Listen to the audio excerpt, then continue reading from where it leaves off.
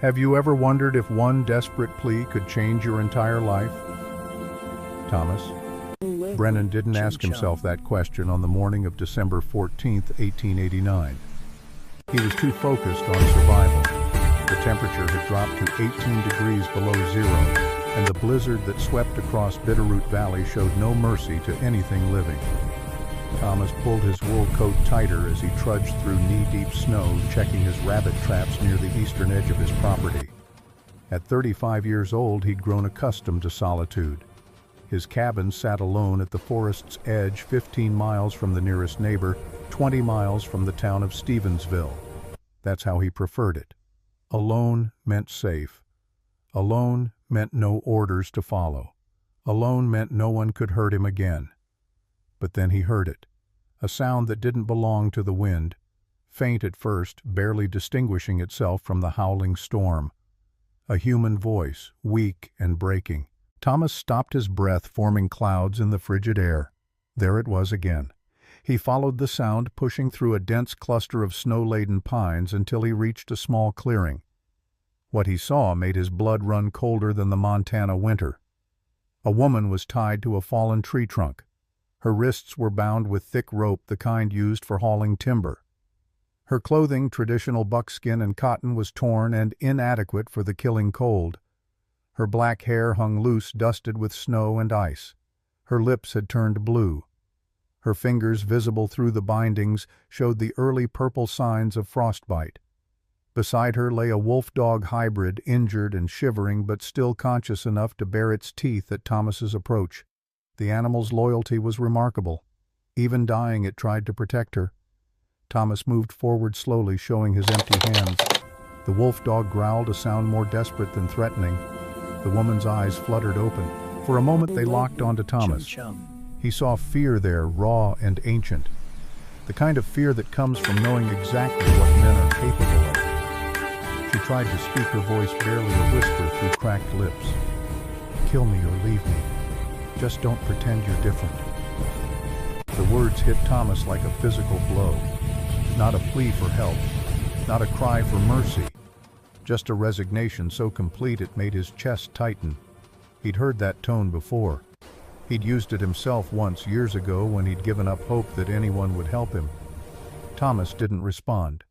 Words were cheap, and she'd already heard enough lies from men. Instead, he pulled his forging knife from his belt. The wolf-dog tensed, preparing for one final fight, but Thomas simply cut the ropes. One swift motion and the bindings fell away. The woman collapsed forward. Thomas caught her before she hit the frozen ground. She was light, too light. Her body trembled violently, not just from cold, but from exhaustion and pain. He could see the rope burns on her wrists, deep and infected. She'd been here for hours, maybe longer. The wolf-dog whimpered, trying to stand but failing.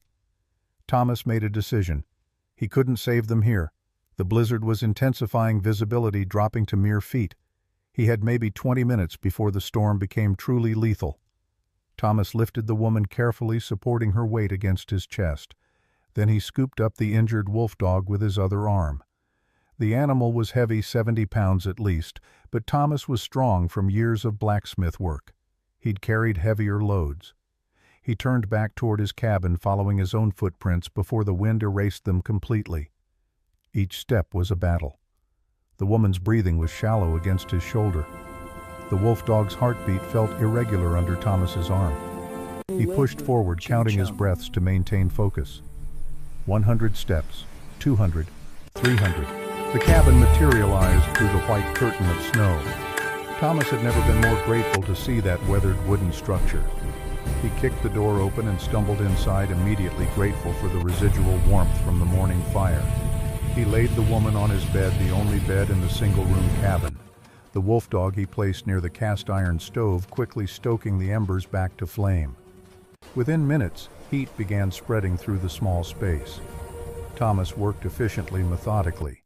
He'd learned emergency care during his cavalry days before everything went wrong. He removed the woman's wet outer layers, replacing them with dry blankets. He wrapped the wolf-dog's injured leg, noting what appeared to be a deep cut, probably from a trap or a blade. Then he heated water, preparing the warm drinks that might save them both from hypothermia's final grip. The woman regained consciousness slowly. Her eyes opened immediately, alert despite her weakened state. She saw Thomas standing across the room, a large man with broad shoulders, unkempt hair, and a scar visible on his left wrist where his sleeve had pulled back. She tensed every muscle, preparing for fight or flight despite having strength for neither. Thomas noticed. He'd seen that response before in the eyes of cornered animals and broken soldiers. He set a tin cup of warm water on the small table beside the bed, then deliberately moved away. He sat in the chair on the far side of the room, giving her space, giving her the power to decide what happened next. He didn't ask her name. He didn't ask what happened. He simply waited. Minutes passed. The only sounds were the crackling fire and the wind battering the cabin walls. Finally, she reached for the cup. Her hands shook as she lifted it to her lips. Thomas saw her wince as the warmth hit her damaged throat. She drank slowly, carefully, never taking her eyes off him. When she finished, she set the cup down with a soft clink. "You cut the rope," she said. Her voice was stronger now, though still rough. It wasn't gratitude. It was almost an accusation, as if his mercy confused her more than cruelty would have. "No one deserves to be left like that," Thomas replied quietly. She studied him for a long moment. Her gaze traveled from his weathered face to his scarred hands to that mark on his wrist. "You were a prisoner," she stated, not a question. Thomas felt something shift in his chest. Most people never noticed that scar. Those who did never understood what it meant. But she knew. She recognized the mark of rope burns that had long since healed, but never truly faded. "I know what rope feels like," he answered simply. For the first time, something in her expression softened. Not trust, not yet, but perhaps the beginning of understanding. She glanced toward the wolf dog, now breathing more steadily near the warm stove. The animal's eyes were closed, finally resting. "Thank you," she said, and this time it wasn't an accusation. It was acknowledgement. Thomas stood and moved to the small kitchen area. He needed to keep his hands busy. He needed normalcy after the intensity of the rescue. He began preparing soup, a simple potato and dried beef recipe he'd made 1,000 times. The familiar actions calmed his thoughts. He could feel her watching him, assessing, calculating. He didn't blame her. Trust had to be earned, especially from someone who'd been betrayed by it before. He placed a bowl of soup on the table, the same distance as before. Not too close, not imposing. Then he returned to his side of the room with his own bowl and began eating. The silence stretched between them, but it had changed. It was no longer hostile. It was simply present. The wolf dog suddenly stirred, lifting its head toward Thomas's soup bowl. The animal's nose twitched, catching the scent of food. Despite its injuries, despite its exhaustion, instinct drove it toward potential nourishment. The wolf dog struggled to stand, wobbled, then took one determined step toward Thomas. Thomas looked down at the approaching animal with exaggerated seriousness. "Listen, wolf," he said, his tone mock stern. "This is my bowl. You already got yours." He gestured toward a smaller bowl he'd placed near the stove, filled with broth and soft meat scraps. The wolf dog tilted its head as if considering the human's words. Then it looked back at the woman as if seeking permission or perhaps advice on how to handle this strange man who talked to animals. A sound broke the tension. Soft at first, then unmistakable. The woman was laughing. Just a small chuckle, quickly suppressed but genuine. Her hand went to her mouth as if surprised by her own response. When she looked up again, Thomas saw the ghost of a smile before she lowered her gaze. It was the smallest of victories, but Thomas felt it deep in his chest. Laughter meant hope. Laughter meant she hadn't given up entirely. The wolf dog, perhaps sensing the shift in atmosphere, abandoned its quest for Thomas's soup and returned to its own meal. They ate in companionable silence after that. Thomas noticed her strength returning with each spoonful of warm soup. Color began returning to her cheeks. Her hands steadied. When she finished, she set her bowl aside and looked directly at him. "You have yarrow pine resin?" she asked. Thomas blinked, confused by the sudden shift. "I have some herbs, for when the horses get injured. Why?" She gestured toward the wolf dog. "The infection will kill him by morning if we don't treat it properly." Thomas stood and moved to a wooden chest in the corner, pulling out his small collection of medicinal supplies. Most of it he'd gathered himself, learning through trial and error what worked for common injuries. He brought the box to her, setting it on the bed within reach. She sorted through the contents with practiced efficiency, her fingers moving with the confidence of someone who'd done this many times before. She selected yarrow pine resin, clean cloth strips, and a small jar of rendered animal fat. "I need hot water, clean as possible." Thomas heated water without question. As he did, he watched her work. She crushed the yarrow leaves with precision, mixed them with the pine resin and fat, creating a paste. Her movements were those of someone trained, not someone improvising. When he brought the hot water, she cleaned the wolf dog's wound thoroughly, ignoring the animal's whimpers. Then she applied the paste, bandaging the leg with expert care. "You know medicine," Thomas observed. She didn't look up from her work. "I was a nurse at Fort Lapwai before they decided I was too difficult." There was bitterness in her voice, but also pride. She'd been difficult because she'd refused to accept injustice quietly. Thomas understood that immediately. "The cavalry doesn't like people who think for themselves," he said softly. She finished bandaging and finally met his eyes. "You were cavalry." He nodded once. "What happened?" she asked. Thomas was quiet for a long moment.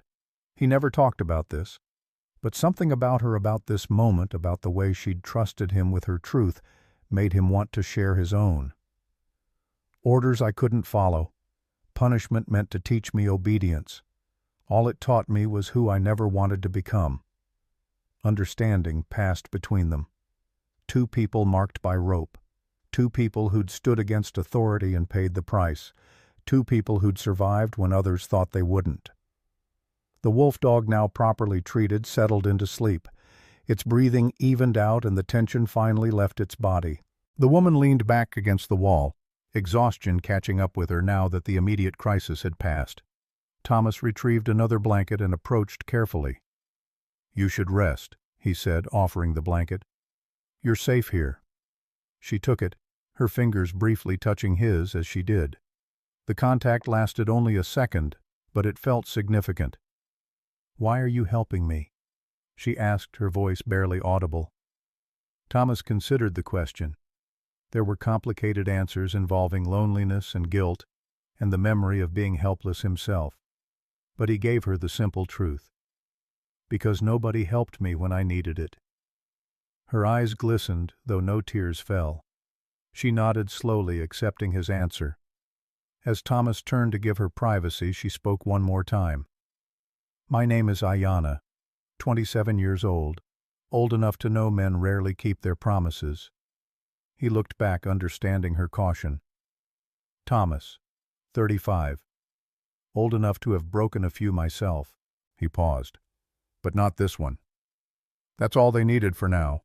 Names, ages, recognition of each other's humanity. It was more than many people had given either of them in years. Thomas settled into his chair, adding wood to the fire to keep the cabin warm through the night. Outside, the blizzard continued its assault on the valley. Inside, 3 unlikely survivors found temporary peace. But peace never lasted long in Montana winters, and Thomas knew it. He just didn't know how soon it would end. The knock came 3 hours later. Hard, insistent, demanding. Thomas was on his feet immediately. Ayanna's eyes snapped open, alert despite her exhaustion.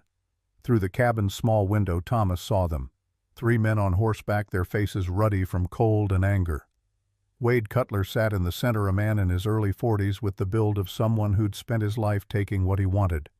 To his right was Mitch Harrow, clearly drunk even at this hour, swaying slightly in his saddle. On the left, Silas Doyle, thinner and more nervous, kept glancing at Wade as if waiting for orders. Wade's voice boomed through the door. "Brennan, we know you got our property in there."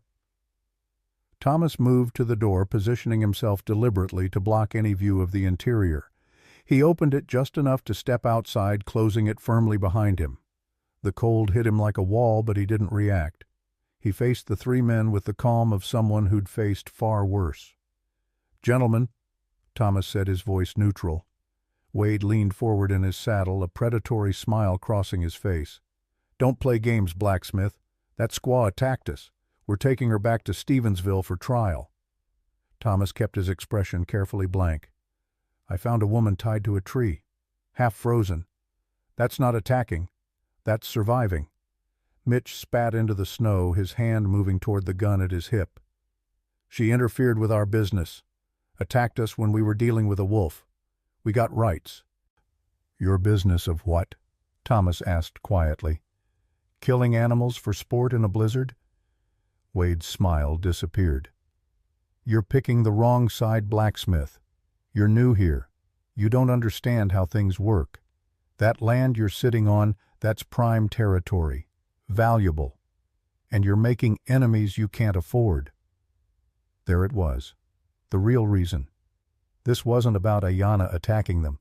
This was about power, about land, about men like Wade Cutler who saw opportunity in others' weakness. Thomas had seen it before in different forms, but always the same essence. Men who took because they could. Men who justified cruelty with law and custom. "She's staying," Thomas said simply. Wade's face reddened. Mitch's hand closed around his gun grip, but before either could act, Wade raised his hand in a stopping gesture. "Easy, Mitch. We're not killers." He looked back at Thomas with cold calculation. "We're just businessmen. You've got 3 days, Brennan. 3 days to hand her over. Or we come back with the whole town. And then it won't just be about one Indian woman. It'll be about a man who harbors criminals, who stands against his own people, who needs to learn his place." The threat hung in the frozen air between them. Thomas didn't flinch. "I've already learned my place.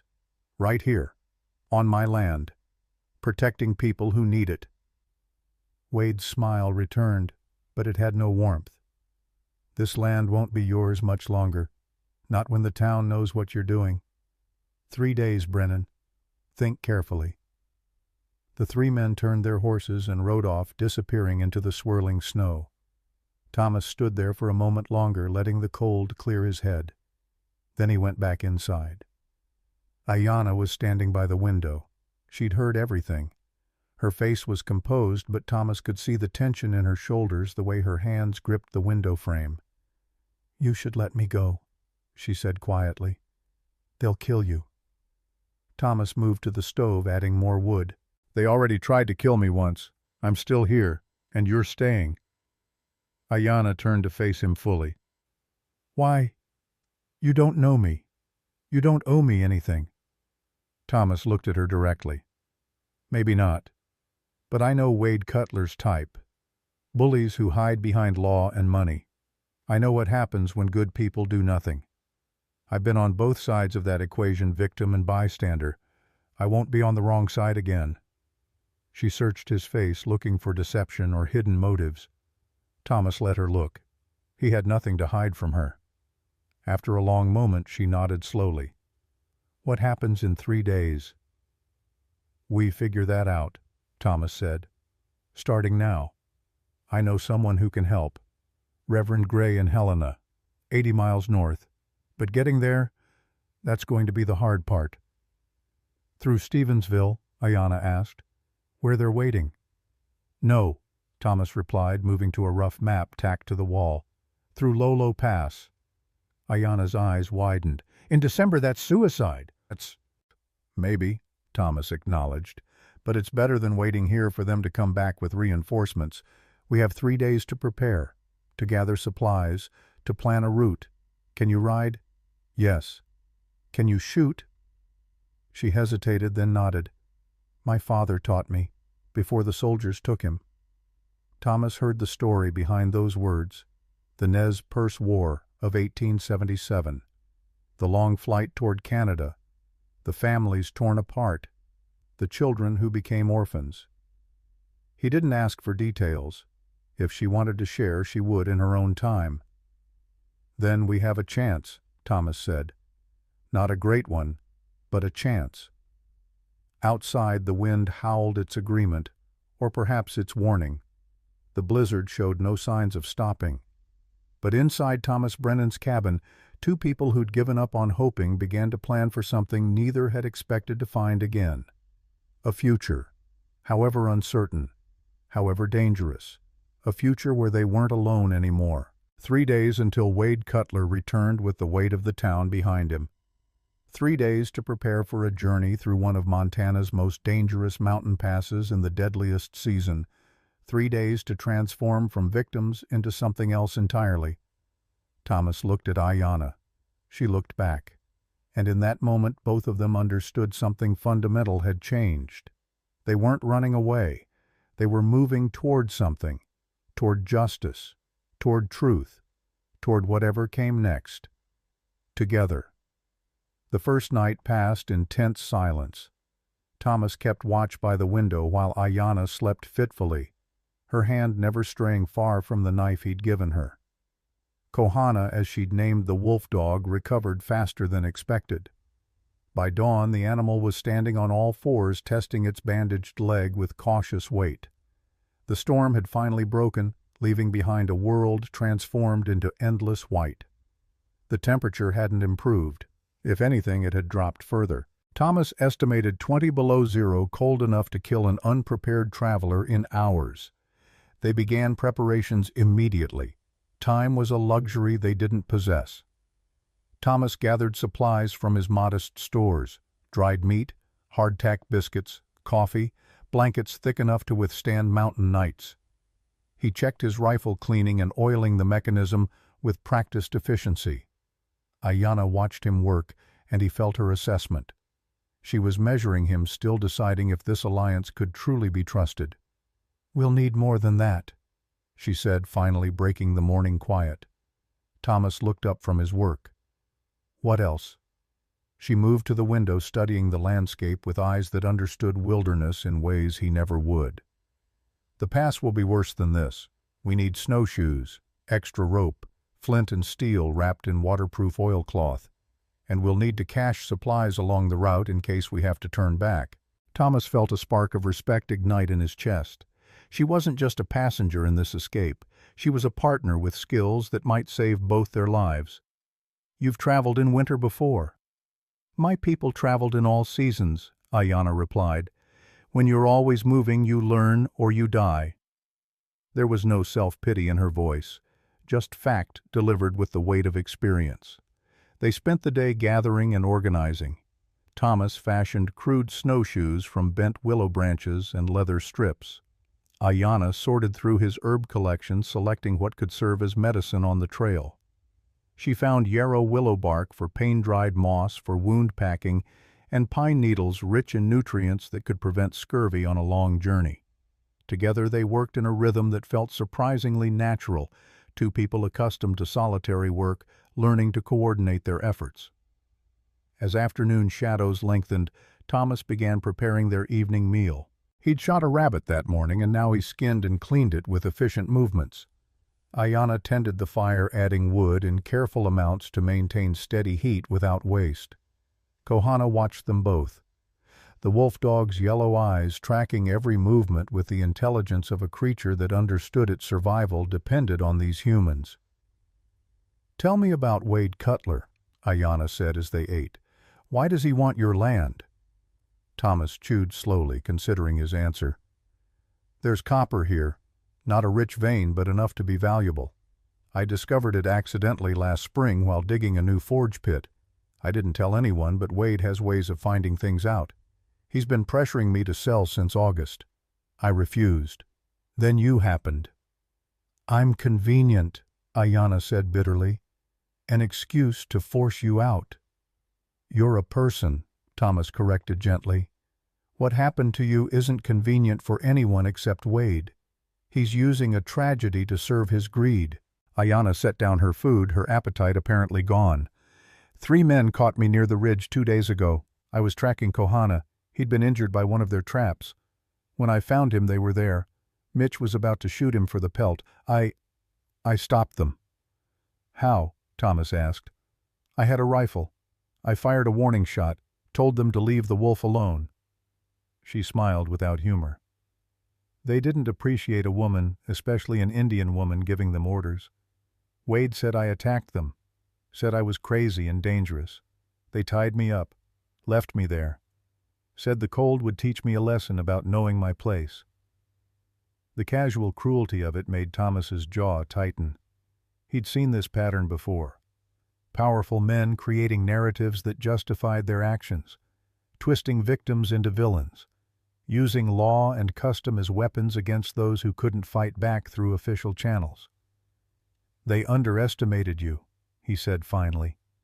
"You survived long enough for me to find you." "Barely," Ayanna replied. "Another hour and I wouldn't have." She looked at him directly. "You saved my life. I won't forget that." Thomas felt uncomfortable with her gratitude. He'd done what anyone should do, but he knew that wasn't true. Most people would have walked away. Most people would have decided it wasn't their problem.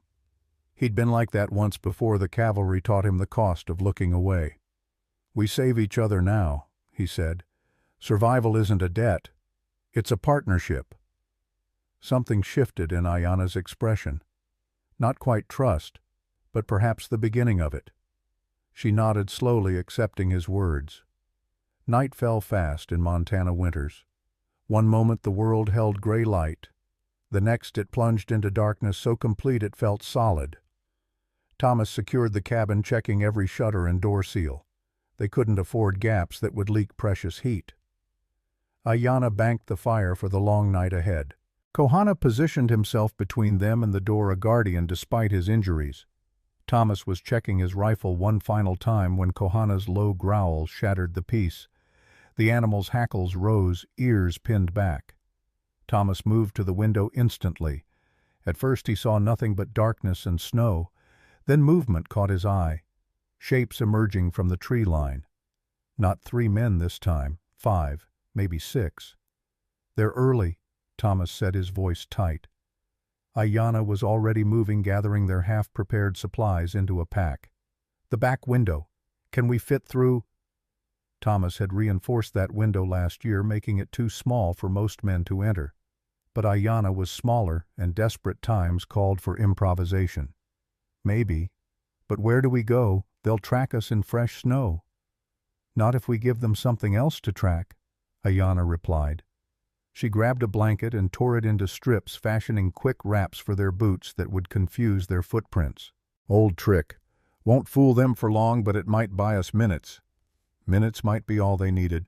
Thomas pulled the back window open, grimacing at the cold air that rushed in. "You first. I'll hand out the supplies."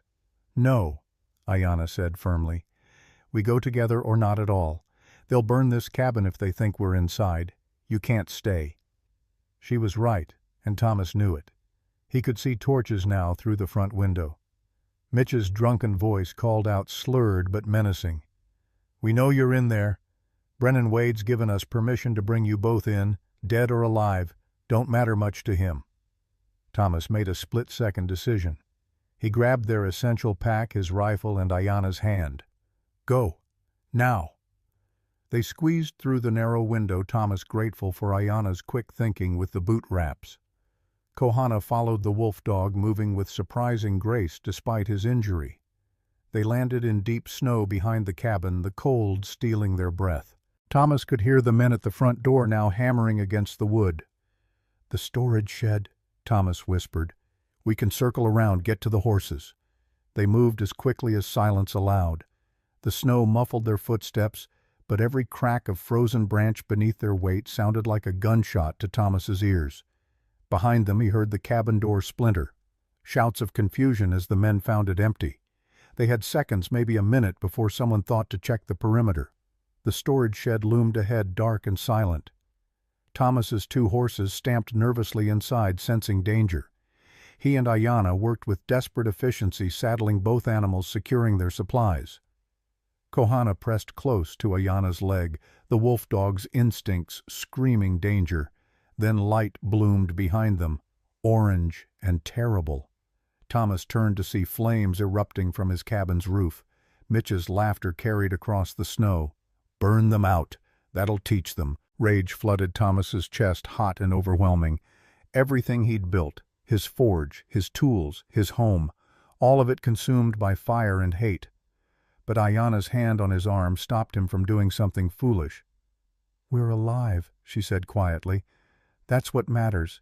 Things can be rebuilt. We can't." Her wisdom cut through his anger. She was right. Revenge could wait. Survival came first. They mounted the horses, Ayanna pulling Kohana up behind her with surprising strength. The wolf dog settled against her back, understanding this strange necessity. "North," Thomas said. "Fast as we dare. The fire will distract them, but not for long." They rode into the darkness, leaving behind the burning cabin and the men who thought they'd won. The cold bit through their clothes despite the layers. The horses struggled through deep snow, but fear gave them strength. Behind them, Thomas heard shouting as someone finally noticed their escape. But by then, they'd vanished into the tree line, swallowed by the forest and the night. They rode for what felt like hours, but was probably only minutes. Time distorted in crisis. Finally, Thomas pulled up near a rocky outcropping he recognized. "Cave," he said, pointing. "Small, but it'll shelter us until we can plan." The cave was barely worthy of the name. More of an indent in the cliff face, but it cut the wind and provided concealment. They dismounted, leading the horses into the shallow depression. Thomas gathered dead branches and pine needles for a small fire, keeping it tiny to avoid visible smoke. Ayanna tended to Kohana, checking that the rough ride hadn't reopened his wound. Once they had minimal warmth, they sat close together, sharing body heat. Thomas could feel Ayanna shaking, though whether from cold or delayed shock he couldn't tell. He pulled her closer without asking permission, and she didn't pull away. Kohana pressed against them both, the three of them forming a small island of warmth in the frozen wilderness. "I killed someone tonight," Ayanna said suddenly, her voice hollow. Thomas looked at her sharply. "What?" "When we escaped. One of them grabbed me. I used your knife. She stopped, swallowing hard. "I thought I could be different. A healer, not a killer." Thomas understood the weight of first blood. He remembered his own first kill in the cavalry, the way it had changed something fundamental in his soul. "You defended yourself," he said firmly. "You protected your life and mine. That's not murder. That's survival. That's justice." "It doesn't feel like justice," Ayanna whispered. "It never does," Thomas replied. "Not at first. But you're still a healer. Healers protect life, including their own, including mine. You did what you had to do." She was quiet for a long moment. Then she leaned her head against his shoulder, a gesture of trust that meant more than words. Thomas wrapped his arm around her, pulling the blanket tighter around them both. The fire crackled softly. The horses shifted and breathed. Kohana's eyes reflected the flames, watchful even in rest. "What happens now?" Ayanna asked. "Now we survive the night," Thomas said. "Tomorrow we find the trail north. Mary Whitfield's cabin is about 5 miles from here. She's good people. She'll help us." "How do you know?" Thomas smiled without humor. "Because she's been where you are. Different circumstances, same hate. She understands." They sat in silence after that, too tired for more words. Eventually, Ayanna's breathing evened out, and Thomas realized she'd fallen asleep against him. He didn't move, didn't want to disturb her. She needed rest more than he needed comfort. He kept watch through the long hours, feeding the tiny fire, listening for sounds of pursuit that never came.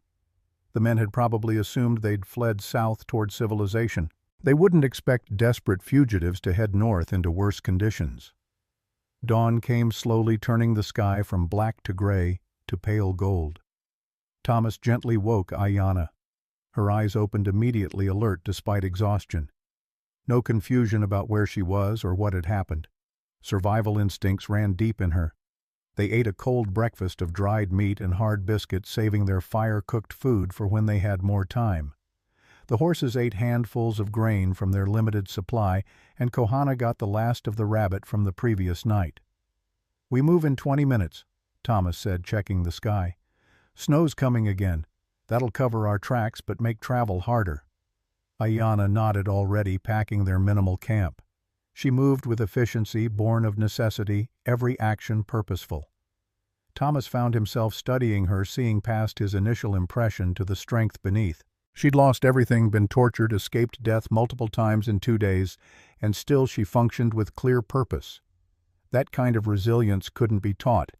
It had to be forged through fire. They rode north through increasingly difficult terrain. The snow Ayana predicted began falling within an hour, thick flakes that reduced visibility to a few dozen yards. It was both blessing and curse. Wade's men couldn't track them, but they also couldn't see dangers ahead. Thomas led them by memory and instinct, following landmarks he'd learned in his 3 years here. A distinctive lightning-struck pine, a creek bed they could recognize even under snow, a ridge line that pointed true north. Around midday they crested a small rise, and Thomas saw the thin line of smoke he'd been hoping for. Mary Whitfield's cabin sat in a protected hollow, almost invisible unless you knew where to look. The widow had chosen her isolation carefully, building in a spot that offered natural defense and concealment. Thomas had met her twice before, trading metalwork for her excellent preserves and good conversation. They approached cautiously. Even allies could be surprised into violence by unexpected visitors. Thomas called out while still at a distance, identifying himself clearly. The cabin door opened, and a woman in her mid-60s appeared, rifle in hand, but pointed down. Mary Whitfield stood with the posture of someone who'd faced down threats before and survived them all. "Thomas Brennan," Mary said, her voice carrying across the snow. "Bit far from home, aren't you?" "Home burned down last night," Thomas replied. "We need help, Mary, and information." Mary's eyes shifted to Ayana, taking in her appearance with one assessing glance. Then she saw Kohana, and something in her expression softened. "All of you look half frozen. Come inside before you lose parts. I can't help you regrow." The cabin's warmth was like a physical embrace. Mary had a substantial fire going, and the smell of vegetable soup filled the air. She waved them toward the fire without ceremony. "Sit, warm up. I'll get bowls. The wolf stays by the door, sorry creature. Don't need him eating my cat." They sat, gratitude overwhelming speech. Mary ladled soup into 3 bowls, bringing them over with thick slices of bread. Only when they'd eaten half their portions did she settle into her own chair and fix them with a penetrating stare. "Now, tell me everything, and don't leave out the parts you think might shock me. I'm past shocking." Thomas told the story from the beginning. Finding Ayana, Wade's threats, the burning cabin, their flight north. Mary listened without interrupting, her expression growing darker as the tale unfolded. When Thomas finished, she was quiet for a long moment. "I know who you're running from," Mary finally said. "Wade Cutler's been bragging in town. Got drunk at the saloon 3 nights ago and ran his mouth about teaching some blacksmith a lesson about property rights and racial loyalty." "What exactly did he say?" Ayana asked, speaking for the first time since they'd arrived. Mary looked at her with sympathy. "That he'll have Thomas's land by spring. That you're a criminal he's bringing to justice. That the whole town supports him because decent white folks need to stick together."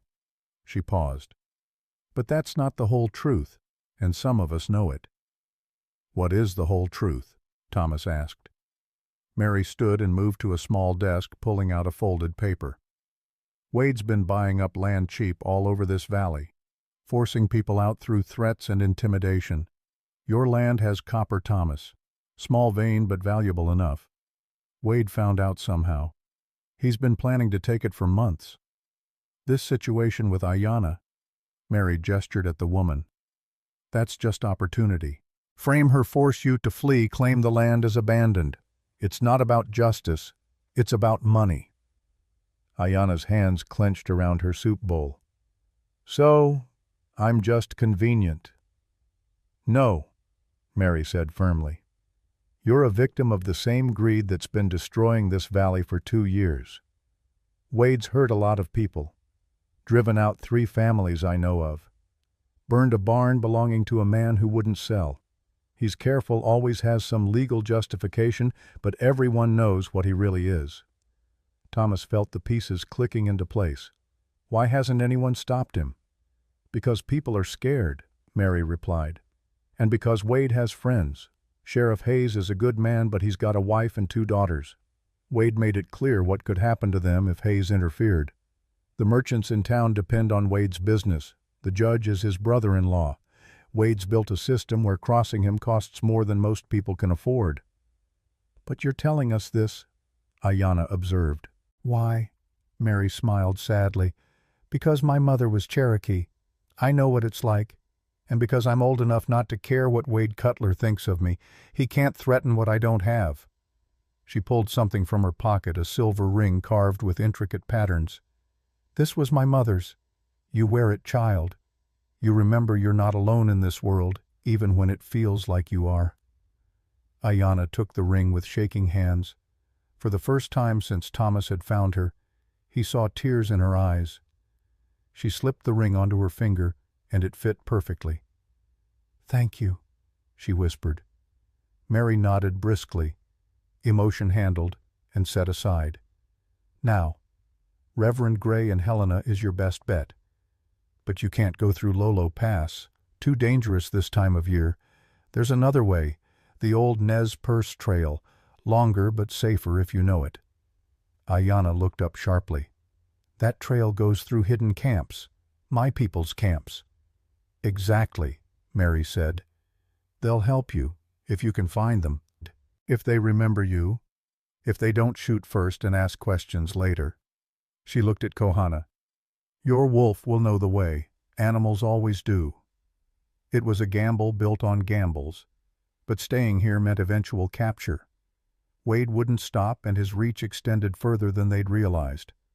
Thomas looked at Ayanna, silently asking for her decision. This was her people, her risk to take. Ayanna straightened her shoulders.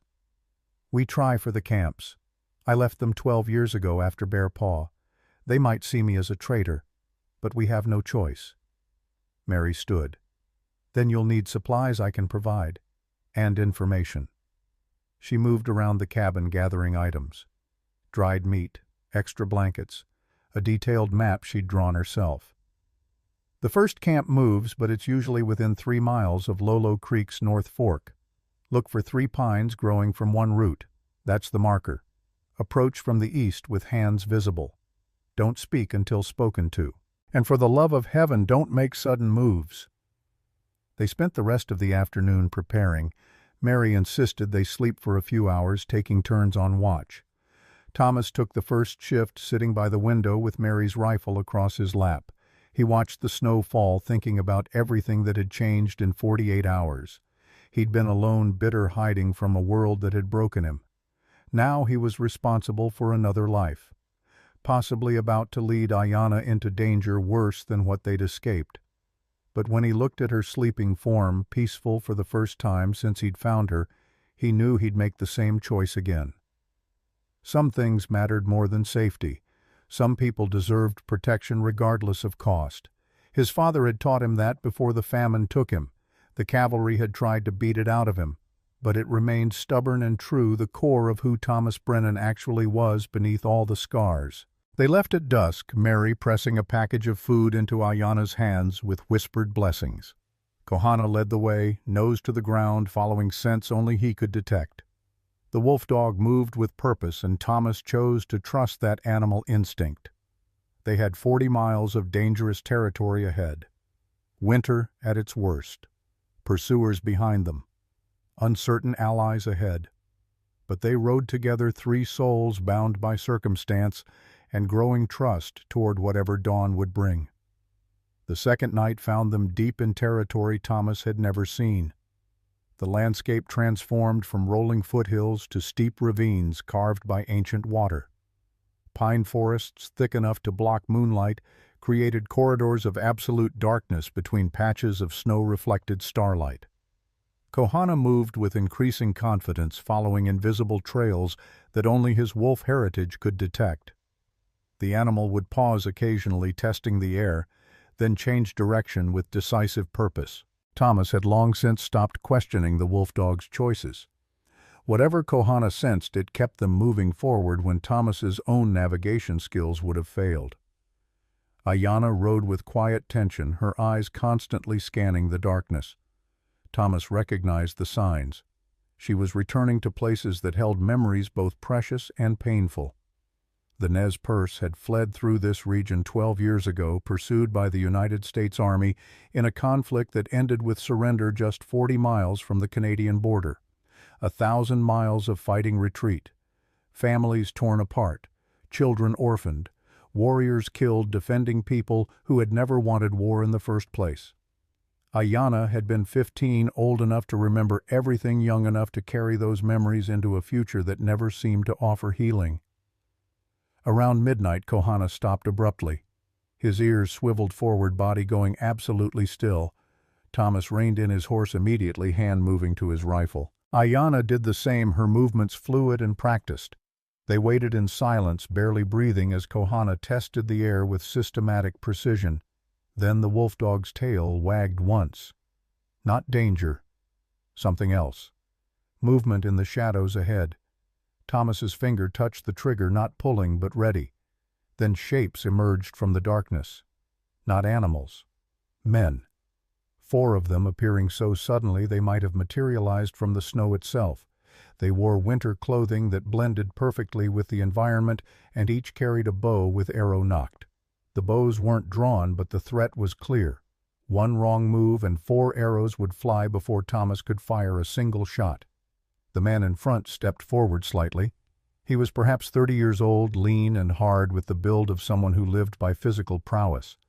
His face was unmarked by the scars of battle, but his eyes held the wariness of a warrior who'd seen too much death. He studied them with an intensity that felt like a physical touch, assessing threat levels and making calculations Thomas couldn't guess. Then his gaze landed on Ayana, and something shifted in his expression. Surprise, recognition, disbelief. He spoke in Nez Perce, the words flowing with the musical cadence Thomas had heard in trading camps but never understood. Ayana responded in the same language, her voice stronger than Thomas had ever heard it. The exchange lasted perhaps 30 seconds, rapid and intense. Then the warrior lowered his bow completely. "Ayana," he said in English, perhaps for Thomas's benefit. "Little Ayana from Bear Paw, Yellow Wolf." Ayana replied, and Thomas heard emotion crack through her composure. "You survived." The man identified as Yellow Wolf moved forward close enough for Thomas to see his face clearly in the dim light. "We thought you died at Bear Paw. So many died. We searched but never found you." "I ran," Ayana said simply. "After Father fell, I just ran. I didn't stop until I reached Fort Lapwai." Shame colored her voice, the guilt of survival when others hadn't. Yellow Wolf shook his head. "You were a child. You survived. There's no shame in that." Then his attention shifted to Thomas and the wariness returned. "But this one, he's cavalry. I recognize the bearing. The scar." Thomas kept his hands visible away from weapons. "I was. Not anymore." One of the other warriors said something in Nez Perce, his tone accusatory. Yellow Wolf responded sharply, then looked back at Thomas with measuring eyes. "Two Moons says you're a killer, that all cavalry are killers, that we should put arrows in you and leave your body for the wolves." Thomas met his gaze steadily. "Your choice. But know that if you kill me, you kill Ayana too. We're bound together now. Same suffering, same enemies, same fight." "What enemies?" Yellow Wolf demanded. Ayana explained in rapid sentences, switching between English and Nez Perce. Thomas caught enough to know she was telling the full story. Finding her tied up, Wade Cutler's greed, the burning cabin, the flight north. As she spoke, Yellow Wolf's expression grew darker. When she finished, he was silent for a long moment. Then he spoke to his companions in their language. A discussion ensued, voices rising and falling with evident disagreement. Finally, Yellow Wolf turned back to them. We don't trust cavalry. We have reason not to. But Two Moons remembers something. A blacksmith who warned our village in '78. Before the soldiers came, he was caught, tortured, but he never told them he'd warned us. 30 people lived because of him." Yellow Wolf studied Thomas's face. "You're that blacksmith." Thomas felt old shame rise in his throat. "I was too late. Some still died." 30 lived, Yellow Wolf repeated firmly. "Including me. Including Two Moons. Including the children who are now warriors." He made a decision visible in the straightening of his shoulders. "You'll come to our camp. Elder will decide what happens next, but you'll come as guests, not prisoners." They were led deeper into the wilderness, following trails Thomas never would have found alone. The forest thickened, the darkness grew absolute, but their guides moved with absolute confidence. After perhaps an hour, they descended into a hidden valley Thomas hadn't known existed. Protected by steep ridges on 3 sides and dense forest on the 4th, the valley held perhaps 30 Nez Perce living in winter shelters that blended seamlessly with the landscape. Small fires burned under careful concealment, providing warmth without visible smoke. It was a community surviving in secret away from the government reservations that had proven to be little more than prisons. An elderly man emerged from the largest shelter, his face deeply lined but his eyes sharp and clear. This was someone who commanded respect through wisdom rather than force. Yellow Wolf spoke to him at length, explaining the situation. The elder listened without interruption, occasionally glancing at Thomas and Ayanna. When Yellow Wolf finished, the elder approached them directly. "I am Red Skywalker," he said in careful English. "I remember the blacksmith who chose honor over safety. My grandson lives because of you." He looked at Ayanna. "And I remember you, child of Running Bear. You were young when we last saw you. You've grown strong." Ayanna's eyes filled with tears. "I abandoned everyone. I ran." "You survived," Red Skywalker said, echoing Yellow Wolf's words. "Sometimes survival is the only victory available to us. Come. You need food and rest. Tomorrow we'll talk about this man, Wade Cutler, and what justice requires." They were given food, simple but nourishing. Roasted venison, root vegetables, pine needle tea that tasted bitter but warmed from within. Thomas ate gratefully, feeling the exhaustion of 2 days catching up with him. Around them the community went about evening routines. Children played quietly, women repaired clothing and tools. Men checked weapons and discussed the next day's hunt. It was achingly normal, this small pocket of life persisting against all odds. After eating, Ayanna was led away by several women who wanted to hear her story. Thomas saw her go with mixed feelings. She needed her people, needed to reconnect with the culture she'd been forced to leave behind. But her absence made him acutely aware of his outsider status. He sat by the fire, conscious of the eyes watching him. Not hostile, but not friendly either. Evaluating. Remembering. Yellow Wolf settled beside him, offering a pipe. Thomas took it, understanding the gesture of tentative peace. They smoked in silence for several minutes before Yellow Wolf spoke. "You love her." It wasn't a question. Thomas considered denying it, then realized the truth was obvious. "I'm starting to." "She's been hurt badly," Yellow Wolf said. "By your people." "By some of my people," Thomas corrected quietly. "Just like some of your people have hurt whites. Evil doesn't belong to one race. Neither does goodness." Yellow Wolf smiled slightly. "You're smarter than most cavalry I've met. Usually they see us as either noble savages or bloodthirsty animals. You see us as people." "I've been on the wrong end of power," Thomas replied.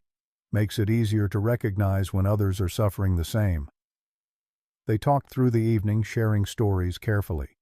Yellow Wolf spoke of the long flight of '77, the desperate attempt to reach Canada and safety. Thomas spoke of his time in the cavalry, the orders that violated his conscience, the punishment that followed refusal. They were 2 men from opposing sides finding common ground in shared trauma and hard-won wisdom. Around them the camp settled into night. Ayanna returned looking more at peace than Thomas had yet seen her. She'd been crying, he could tell, but they seemed to be cleansing tears rather than despairing ones. She sat beside him close enough that their shoulders touched. A simple gesture, but it spoke volumes about trust and connection. "They want to help us," she said softly. "Yellow Wolf has a plan." "What kind of plan?" Thomas asked. Yellow Wolf leaned forward. "Wade Cutler is not just your problem. He's been encroaching on our territory, hunting in areas we depend on. He shot 2 of our scouts last fall, though we couldn't prove it. If we help you stop him, we help ourselves. And Reverend Gray in Helena is good man. He's helped our people before when government agents stole our rations. But to reach him, we need proof of what Wade's done, not just your word against his." "What kind of proof?" Thomas asked. "Wade keeps a journal," Yellow Wolf said. "We've been watching him for months, learning his patterns. He writes everything in that journal. Plans, threats, money he's paid to corrupt officials. It's in his camp 15 miles south of here." Thomas understood immediately. "You want to raid his camp, steal the journal." "Not steal," Yellow Wolf corrected. "Recover evidence of crimes. Then you take that evidence to the Reverend and to the Army at Fort Missoula. Lieutenant James Wade, the Buffalo Soldier. He's the only honest officer for 100 miles. He'll act on real evidence." It was dangerous. Wade would have guards, possibly dogs, definitely weapons. But it was also their best chance at justice through legal means rather than violence. Thomas looked at Ayanna. "Your choice, too. This is your fight as much as mine." Ayanna's jaw set with determination. "We do this. Together." They spent the next day preparing. Yellow Wolf selected 2 more warriors to join them. 2 Moons. The man who'd initially wanted to kill Thomas and a younger warrior named Swift Arrow. Thomas was given better winter clothing, sturdy and warm. Ayanna was given a bow and quiver, her fingers testing the string with practiced ease. Kohana stayed close to her, the wolf dog sensing approaching danger. Red Skywalker blessed them before they left, speaking words in Nez Perce that Thomas didn't understand but felt deeply. The old man's hands on his head felt like a father's touch, something Thomas hadn't experienced since before the famine took his family. When Red Skywalker stepped back, his eyes held fierce hope. "Bring back truth. Truth is the only weapon that defeats men like Wade Cutler." They left at dusk, moving through the forest with the silence of experienced hunters. Yellow Wolf led, followed by 2 Moons and Swift Arrow. Thomas and Ayanna came next, with Kohana ranging ahead and beside a gray shadow in the failing light. The wolf dog's presence was crucial. Kohana could detect guards long before humans could, giving them warning and advantage. The journey to Wade's camp took 4 hours of careful movement. They traveled through terrain Thomas never would have attempted alone. Steep ravines, ice-covered streams, dense thickets that seemed impenetrable until Yellow Wolf found the hidden paths through them. The warriors moved with such fluid grace that Thomas felt clumsy by comparison, but Ayanna matched their pace perfectly, her childhood training returning like muscle memory. They smelled Wade's camp before seeing it. Wood smoke, cooking meat, the sharper scent of whiskey. Yellow Wolf raised his hand, stopping the group. They crept forward on bellies, using every shadow and tree for concealment. From a ridge overlooking the camp, they studied their target. 3 large tents, a central fire. 8 men visible, several clearly drunk. Wade Cutler sat in the largest tent, visible through the open flap, writing in a leather-bound book by lamplight. That was the journal, their objective. But between them and Wade were armed men, horses that would alert at unfamiliar sounds, and open ground that offered no concealment. Yellow Wolf gestured them back from the ridge. In whispers barely audible, he outlined the plan. 2 Moons and Swift Arrow will create distraction on the north side. Wolf sounds. Wade's men will investigate. That gives Thomas and Ayanna time to enter the tent from the south. Get the journal. Get out. We meet at the old lightning-struck pine 2 miles east. "What if Wade is still in the tent?" Thomas asked. "Then you'll have to be very quiet," Yellow Wolf said with the ghost of a smile. "Or very fast." They moved into position. Thomas's heart hammered against his ribs. He'd done dangerous things before, but always under orders, always with a unit. This was different. This was choosing to step into danger for a cause he believed in. Beside him, Ayanna breathed steadily, her face composed. If she felt fear, she'd locked it away where it couldn't interfere. From the north came the sound. Wolf howls, eerily perfect. The men in camp jumped up, grabbing rifles. Wade shouted orders, sending 6 men toward the sound. That left 2 guards and Wade himself. Still dangerous, but manageable. Thomas and Ayanna crept forward using every shadow. Kohana moved with them, silent as death itself. They reached the back of Wade's tent. Thomas pulled his knife, cutting a careful slit in the canvas. He peered through. Wade sat at a small field desk, back to them, still writing. The journal was right there, inches away. But so was Wade, and the man's rifle leaned against his chair within easy reach. Ayanna touched Thomas's arm, pointed to herself, then to Wade. She wanted to go in. Thomas shook his head violently, but she was already moving, slipping through the cut canvas with liquid grace. Thomas followed, having no choice now but to back her up. His heart felt like it would burst through his chest. Ayanna moved like smoke, silent and invisible. She reached the desk, her hand extending toward the journal. Her fingers closed on the leather binding. She lifted it carefully, no sound, no disturbance. Victory was inches away. Then Wade coughed, a deep, rattling smoker's cough that made him turn, reaching for something. His eyes met Ayanna's. For a frozen instant, no one moved. Then Wade's hand darted toward his rifle. Thomas lunged forward, grabbing the rifle barrel, wrenching it away. Wade shouted, the sound explosive in the confined space. Ayanna clutched the journal and ran for the exit. Thomas grappled with Wade, the older man surprisingly strong, fueled by rage and whiskey. They crashed into the desk, scattering papers and lamp oil. "You're dead, Brennan," Wade snarled. "You're both dead." Thomas headbutted Wade, a brutal move that stunned them both. He staggered back, tasting blood, his vision swimming. Wade reached for a knife on his belt. Outside, shouts erupted as guards ran toward the tent. Thomas had seconds, maybe less. Kohana appeared in the tent entrance, lips pulled back in a snarl. The wolf dog launched at Wade, not to kill, but to drive him back.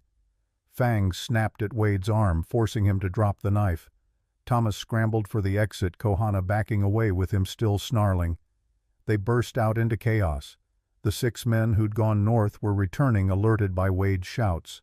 Yellow Wolf and his warriors emerged from concealment, firing arrows with devastating accuracy. 2 guards went down immediately.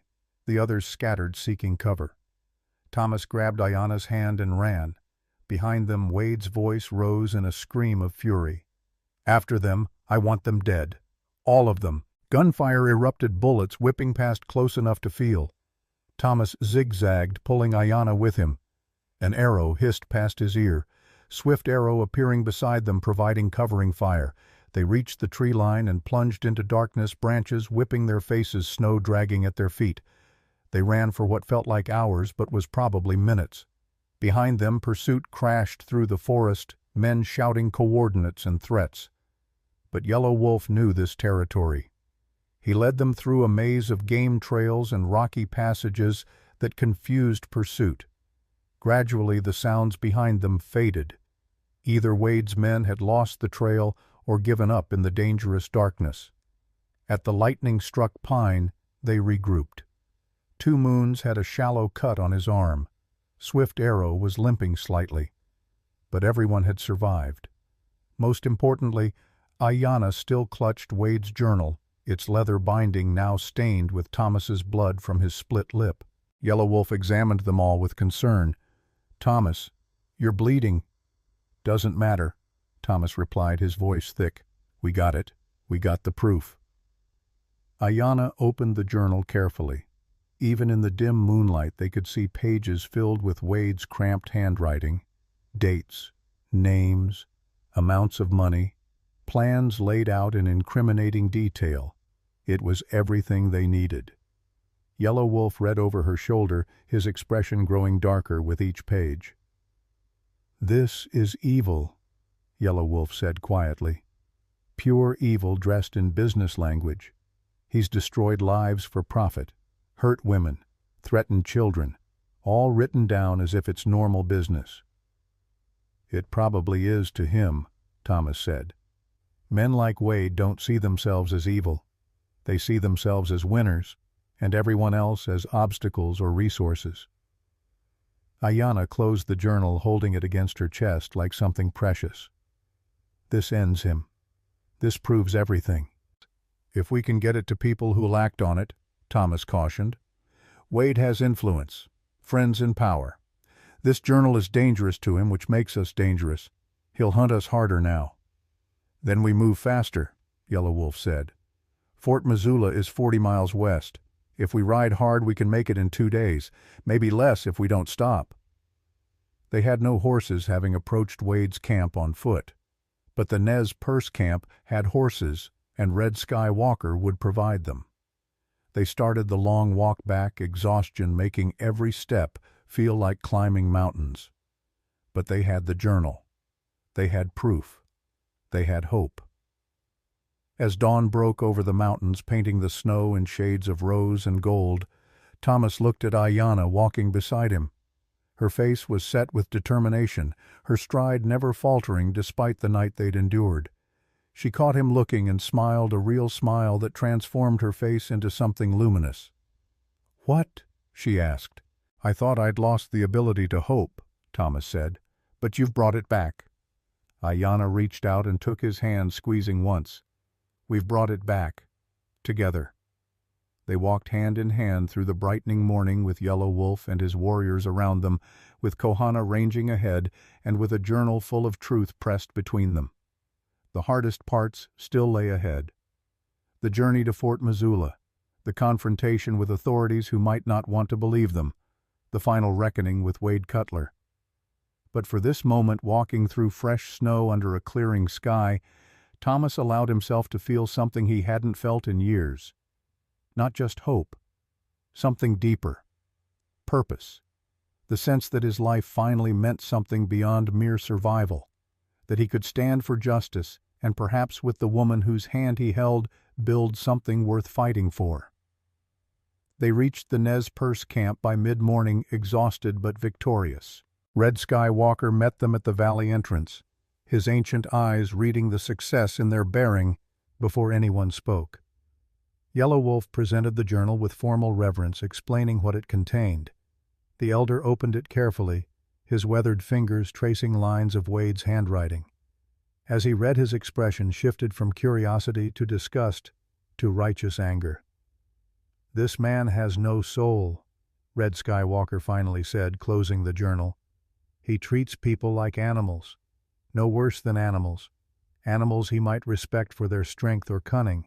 People are just numbers to him, obstacles to remove or tools to use." He looked at Thomas and Ayanna. "You'll take this to Fort Missoula, to Lieutenant Wade. He's a good man trapped in a bad system. But with this evidence, even the system must respond." The camp mobilized immediately. Women prepared food for travel. Men selected the strongest horses and checked their shoes and tack. Within 2 hours, Thomas and Ayanna were mounted on sturdy ponies, their saddlebags filled with supplies that might keep them alive through the 40-mile journey. Yellow Wolf would accompany them with Swift Arrow. 2 Moons would stay to protect the camp in case Wade's men somehow tracked them here. Before they left, the women of the camp approached Ayanna. The eldest among them, a woman with silver hair and kind eyes, pressed something into her hands, a beaded leather pouch, beautiful and clearly precious. "Medicine bundle," the woman said in halting English, "for protection, for courage, for the journey all women must take when they stand against evil men." Ayanna's eyes filled with tears. She embraced the woman, then each of the others in turn.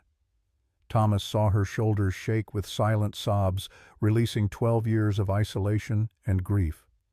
These women welcomed her home without judgment, without conditions. They saw her not as a traitor who'd run, but as a survivor who'd endured. The healing in that recognition was visible, transformative. Red Sky Walker approached Thomas, placing both hands on his shoulders. "You've proven yourself twice now. Once when you warned us. Once when you stood beside one of our daughters against powerful enemies. That's twice more than most white men ever do. You'll always have friends among the Nez Perce. Remember that in the hard times coming." Thomas felt the weight of that blessing, the responsibility of it. "I'll try to be worthy of it." "You already are," the elder replied. "Now go, ride fast. Justice waits for no one, and Wade Cutler will be gathering his forces. He knows what that journal means. He'll do anything to get it back or destroy you before you can use it." They rode out at noon, following Yellow Wolf through trails that seemed to exist more in memory than reality. The warrior navigated by subtle landmarks. A rock formation that looked like a crouching bear. A creek that split around an island of ancient pines. A ridgeline that curved like a sleeping woman's silhouette. The landscape revealed itself differently to Thomas now, no longer just wilderness, but a place rich with meaning and story. Ayanna rode beside him, her bearing transformed. She sat straighter in the saddle, her eyes bright with renewed purpose. The medicine bundle hung from her belt, and she touched it occasionally as if drawing strength from its presence. Kohana loped alongside the wolf dog's injury, now healed enough for sustained travel. The animal ranged ahead and behind, alert for danger, but also simply reveling in the freedom of running through his natural territory. They made good time through the afternoon, covering perhaps 15 miles before the winter sun began its early descent. Yellow Wolf led them to a sheltered hollow where a hot spring created a small oasis of relatively warm air. Steam rose from the water, a visible miracle in the frozen landscape. They made camp quickly, building a small fire for cooking but keeping it small enough to avoid detection. As they ate dried venison and pine needle tea, Thomas studied the journal more carefully. Wade's entries dated back 3 years. The first pages detailed legitimate business dealings, but even then the undertone of ruthlessness was clear. Wade bought land at rock-bottom prices, usually from people facing some crisis. A widow whose husband had died, a farmer whose crops had failed, a prospector who'd found nothing and ran out of supplies. Wade swooped in with cash offers that seemed generous until you realized they were a fraction of the property's real value. But the recent entries were darker. Threats made explicit. Money paid to Sheriff Hayes with the notation, "Insurance against interference." A list of people Wade called problems to be solved. Thomas's name appeared on that list, along with notes about the copper deposit and a timeline for acquisition. Beside Thomas's name, Wade had written, "Stubborn, but can be broken, everyone breaks eventually." Most chilling were the entries about Ayanna. Wade had written about the incident with clinical detachment. Indian woman interfered with legitimate hunting, made example of her to discourage others, left her tied up north of Brennan's land. Cold will handle problem naturally. If she survives, we claim she attacked us. Either way, problem solved and Brennan implicated. Ayanna read over Thomas's shoulder, her breathing quickening as she absorbed Wade's casual cruelty. "He planned it all," she whispered. "Every detail. He knew exactly what he was doing." "Predators like him always do," Thomas replied grimly. "They're not impulsive. They're calculating. That's what makes them so dangerous, but it's also what will destroy him. He kept records. He couldn't resist documenting his own cleverness." Yellow Wolf looked up from sharpening his knife. "Pride defeats more warriors than arrows. Wade's pride lives in those pages. Tomorrow we'll use it against him." They slept in shifts, always keeping watch. Thomas took the midnight watch, sitting with his rifle across his knees while the others slept. The stars were brilliant in the clear sky, cold and distant and indifferent to human struggle. He thought about the path that had led him here, Ireland and starvation, America and hope, the cavalry and disillusionment, the cabin and solitude. Then Ayanna changing everything simply by existing, by being a person in desperate need when Thomas still had the capacity to respond to need. A sound brought him to full alertness, not close but carrying on the still air. Horses, multiple horses moving through the forest perhaps a mile away. Thomas woke the others with a hand gesture silent and urgent. They listened together, tracking the sound. The The horses were moving roughly parallel to their position heading west, toward Fort Missoula. "Wade," Yellow Wolf said quietly. "He's going to the fort, to get there first." Thomas felt his stomach drop. "To tell his version of the story before we can present evidence." "Can we beat him?" Ayanna asked. Yellow Wolf considered calculating distances and terrain. "Maybe, if we ride through the night, if the horses hold up, if we don't encounter problems." He smiled without humor. "Many ifs." "Then we ride," Thomas said. "Now." They broke camp in minutes, leaving no trace of their presence. The horses sensed urgency and responded with willing strength. Yellow Wolf set a brutal pace, pushing hard, but not so hard the animals would fail. They rode through darkness that seemed absolute, trusting the horses' instincts and Yellow Wolf's navigation. Hours blurred together. Cold bit through their clothing. Exhaustion made Thomas's vision swim, but they kept moving, driven by the knowledge that Wade was doing the same racing to corrupt justice before justice could touch him. Dawn found them perhaps 10 miles from Fort Missoula. The horses were lathered and blowing hard, clearly near the end of their endurance. Yellow Wolf called a brief halt, letting the animals breathe and drink from a partially frozen stream. Swift Arrow scouted ahead, returning within minutes with troubling news. "Wade's group is at the fort," Swift Arrow reported. "I saw them entering. Maybe 20 men, well armed." 20 men. Wade had gathered a small army, probably promising them money or land or simply appealing to racial hatred. Against that force, Thomas, Ayanna, Yellow Wolf, and Swift Arrow stood no chance in direct confrontation. They needed different weapons: law, evidence, the authority of the United States Army itself. "We go in openly," Thomas decided. "No sneaking. We ride straight to the fort's main gate and demand to see Lieutenant Wade. If the fort's commander is honest, he'll want to hear what we have to say. If he's corrupt, we'll know soon enough." It was a gamble. They could be arrested on sight. Wade could have already poisoned the well with lies and accusations, but hiding gained them nothing. The journal was only valuable if it reached people with the power and willingness to act on it. They rode the final miles in tight formation, arriving at Fort Missoula as the sun climbed toward noon. The fort was a substantial installation, wooden palisade walls surrounding multiple buildings, American flags snapping in the winter wind, soldiers visible on the walls watching their approach with careful attention. Thomas raised one hand in a peaceful gesture, keeping the other visible on the saddle horn. A sergeant emerged from the gate, flanked by 4 privates with rifles at ready. The sergeant was a black man, his buffalo soldier uniform neat despite the cold. His face showed the wariness of someone who'd learned not to make assumptions. "State your business," he called out.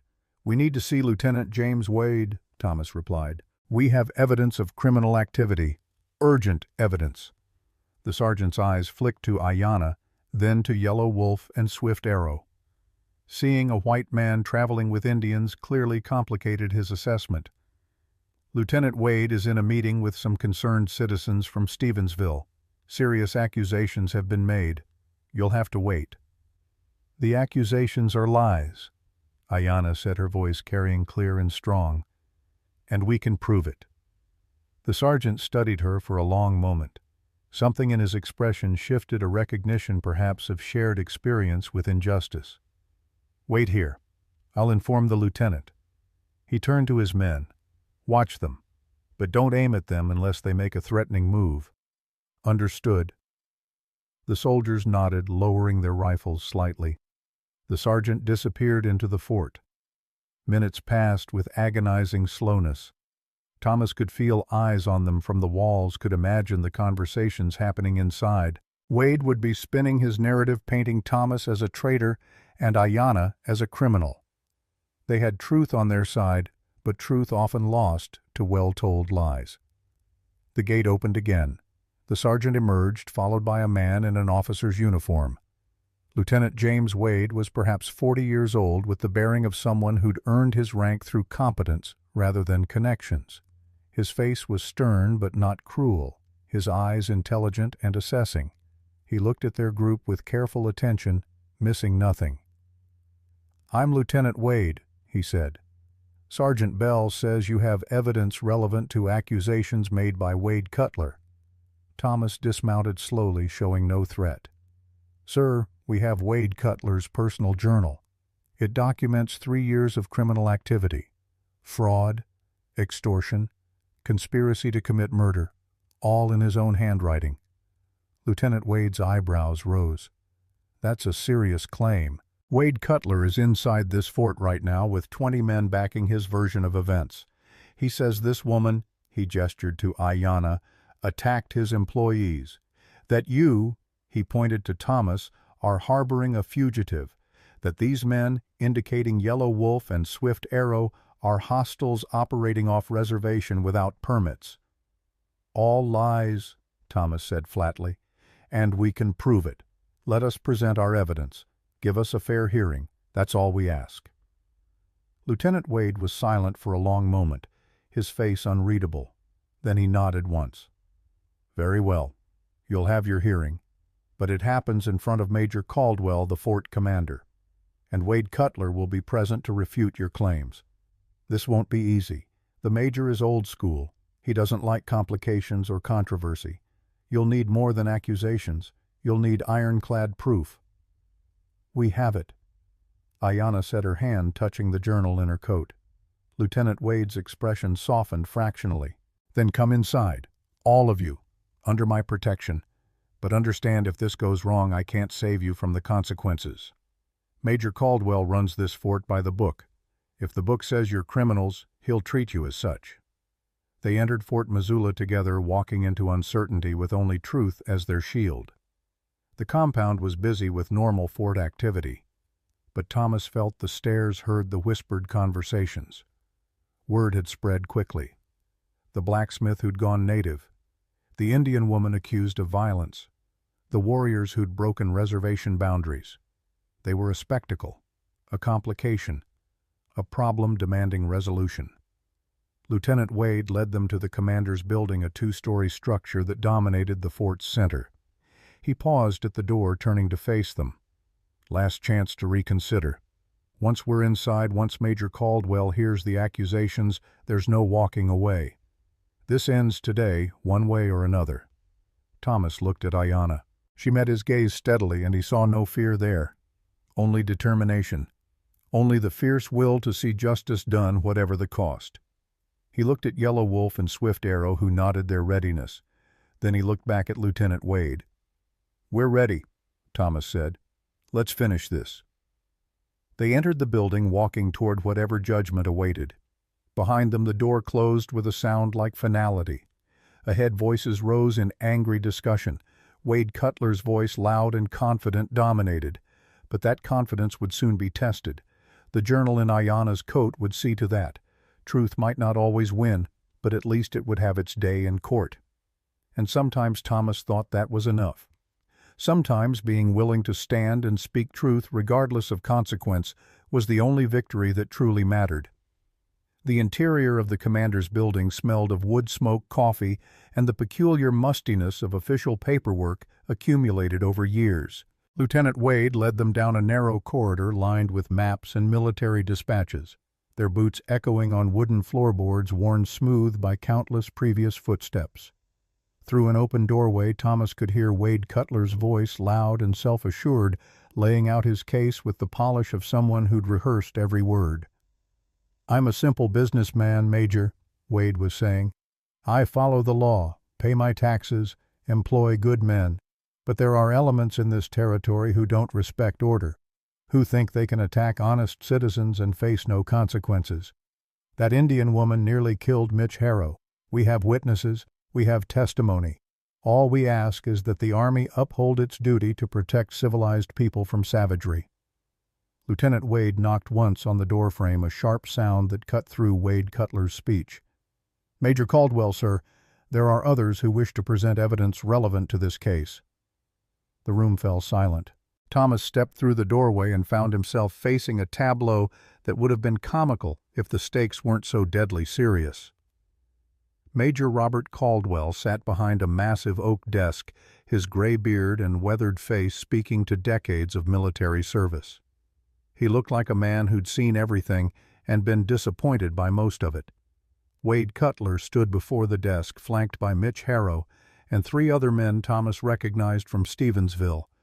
All of them turned to stare as Thomas entered, followed by Ayanna Yellow Wolf and Swift Arrow. Wade's face went through a remarkable transformation. Shock, fury, then calculation as he forced his features into an expression of righteous outrage. "Major, these are the criminals I've been telling you about. That's Thomas Brennan, the man harboring fugitives. That's the Indian woman who attacked my men. And those 2 are reservation jumpers operating illegally in territory they have no right to occupy." Major Caldwell raised one hand, commanding silence with the gesture of someone accustomed to being obeyed. His eyes, sharp despite his age, moved from face to face, assessing each person with uncomfortable intensity. "Lieutenant Wade," he said, his voice gravelly but clear, "you vouched for these people. You said they had evidence. I hope for your sake that's true, because bringing them into my office has just complicated an already complicated situation." "Sir, they have Wade Cutler's personal journal," Lieutenant Wade said. "They claim it contains evidence of criminal activity spanning 3 years. Wade Cutler's face went pale, then flushed red. "That's stolen property. They broke into my camp. They're thieves and liars." "Then you confirm the journal exists?" Major Caldwell asked mildly. Wade stumbled over his response. "I keep business records, certainly, but nothing that these criminals could use to justify their lawlessness. They probably forged something. You can't trust anything they present." Major Caldwell stood his full height, impressive despite his age. "I'll decide what I can trust. Miss," he addressed Ayanna directly, surprising Thomas with the use of a respectful title. "I understand you're accused of assault. Before we proceed, I need to know if you're here voluntarily or under duress." Ayanna stepped forward, her spine straight and her voice steady. "I'm here voluntarily, sir. I'm here to tell the truth about what happened to me and to present evidence of Wade Cutler's crimes." "That's a serious accusation," Major Caldwell said. "You understand that making false accusations against a white businessman could result in severe punishment." "I understand," Ayanna replied. "I also understand that telling the truth is the only way to stop bullies like Wade Cutler from hurting others the way he hurt me." Something flickered in the Major's eyes. Respect, perhaps, or recognition of courage. He gestured to chairs lined against the wall. "Everyone sit. We're going to hear this out properly. Lieutenant Wade, you'll act as recorder. Write down everything said. Mr. Cutler, you'll have your chance to respond. But first," he looked at Thomas, "let's see this journal." Thomas nodded to Ayanna, who produced the leather-bound book from inside her coat. She held it for a moment as if reluctant to let it go, then stepped forward and placed it on Major Caldwell's desk. The Major opened it carefully, his eyes scanning the first page, then the next.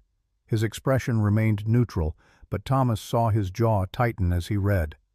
Minutes passed in tense silence, broken only by the scratch of Lieutenant Wade's pen as he documented the proceedings and the crackling of the fire in the office stove.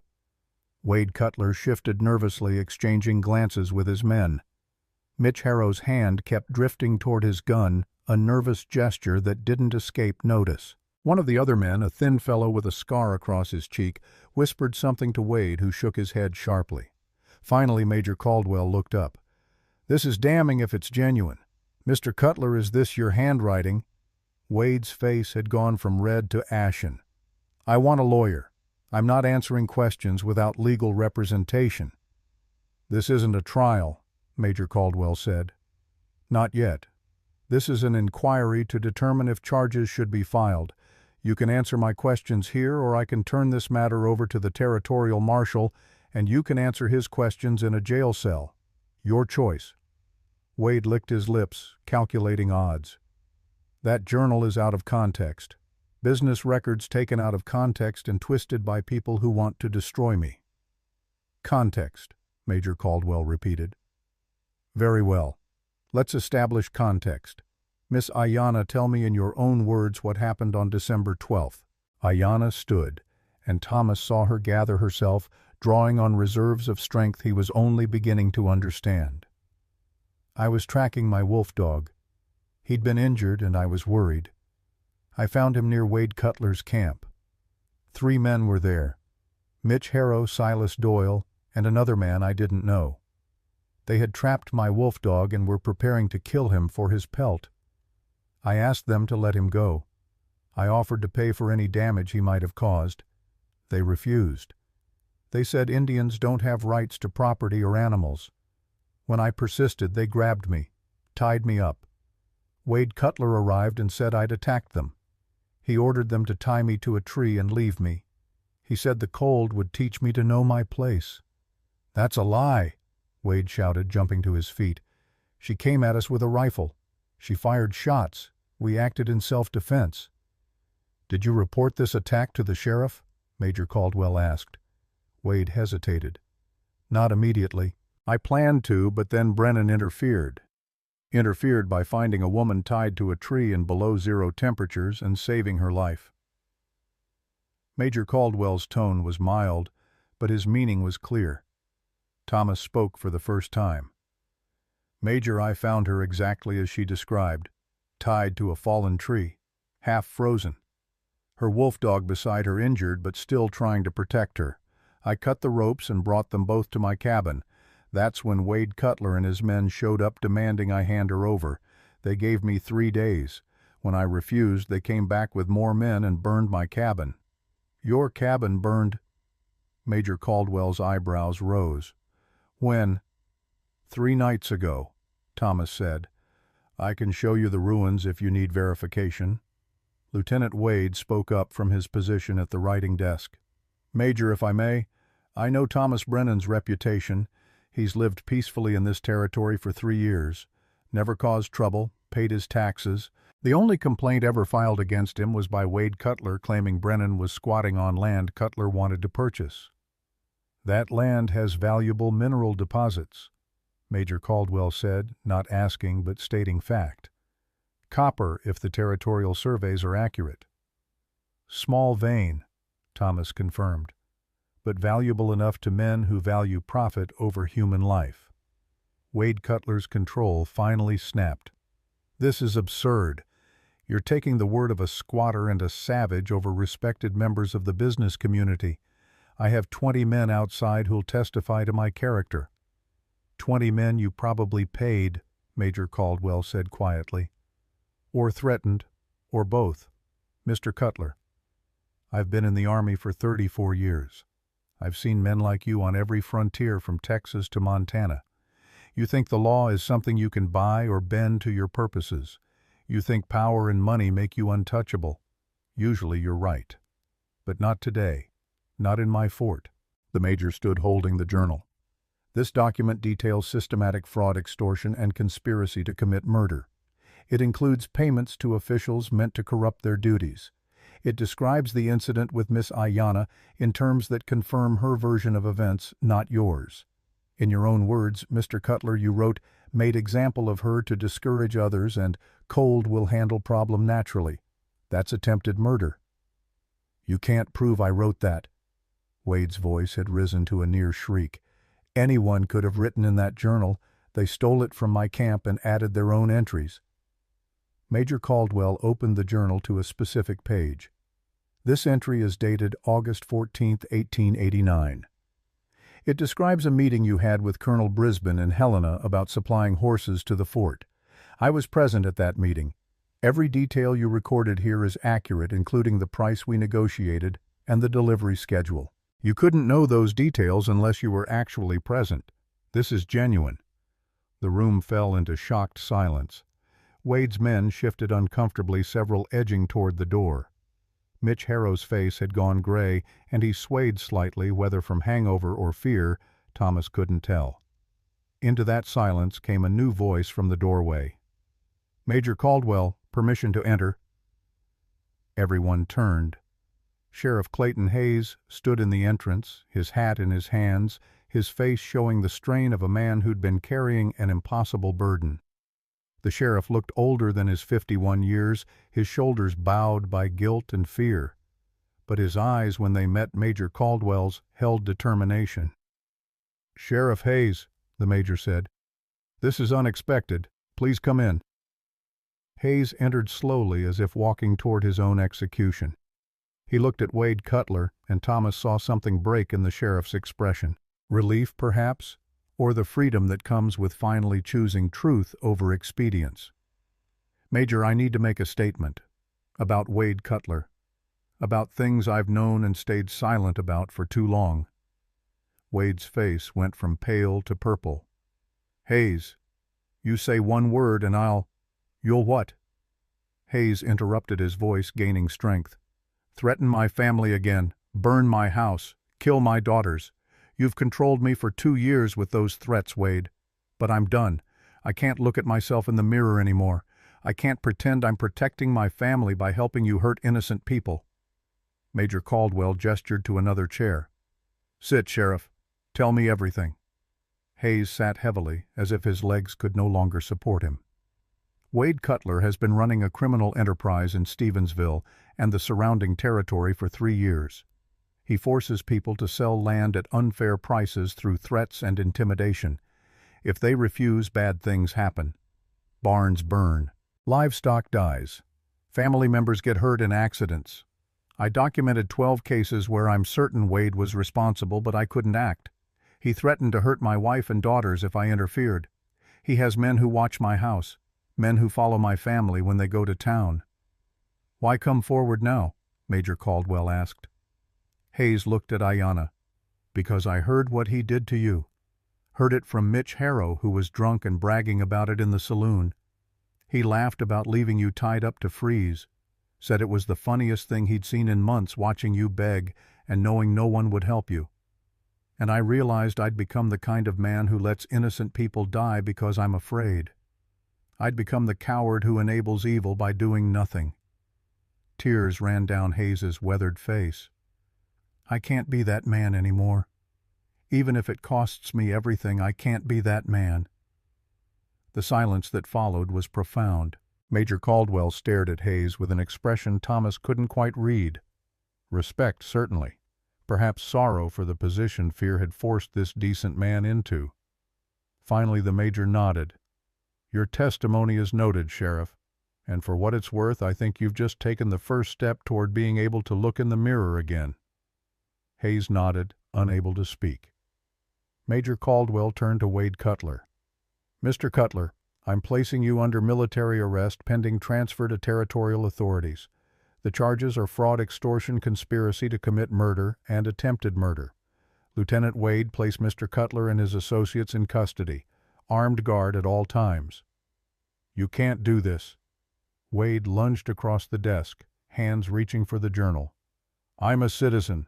I have rights. You have no authority over me." Lieutenant Wade and 2 soldiers who'd entered with Sheriff Hayes grabbed Wade, forcing him back. The businessman struggled, his veneer of civilization stripped away to reveal the snarling desperation beneath. "This isn't over. I have friends, powerful friends. They'll have your commission, Caldwell. They'll destroy all of you."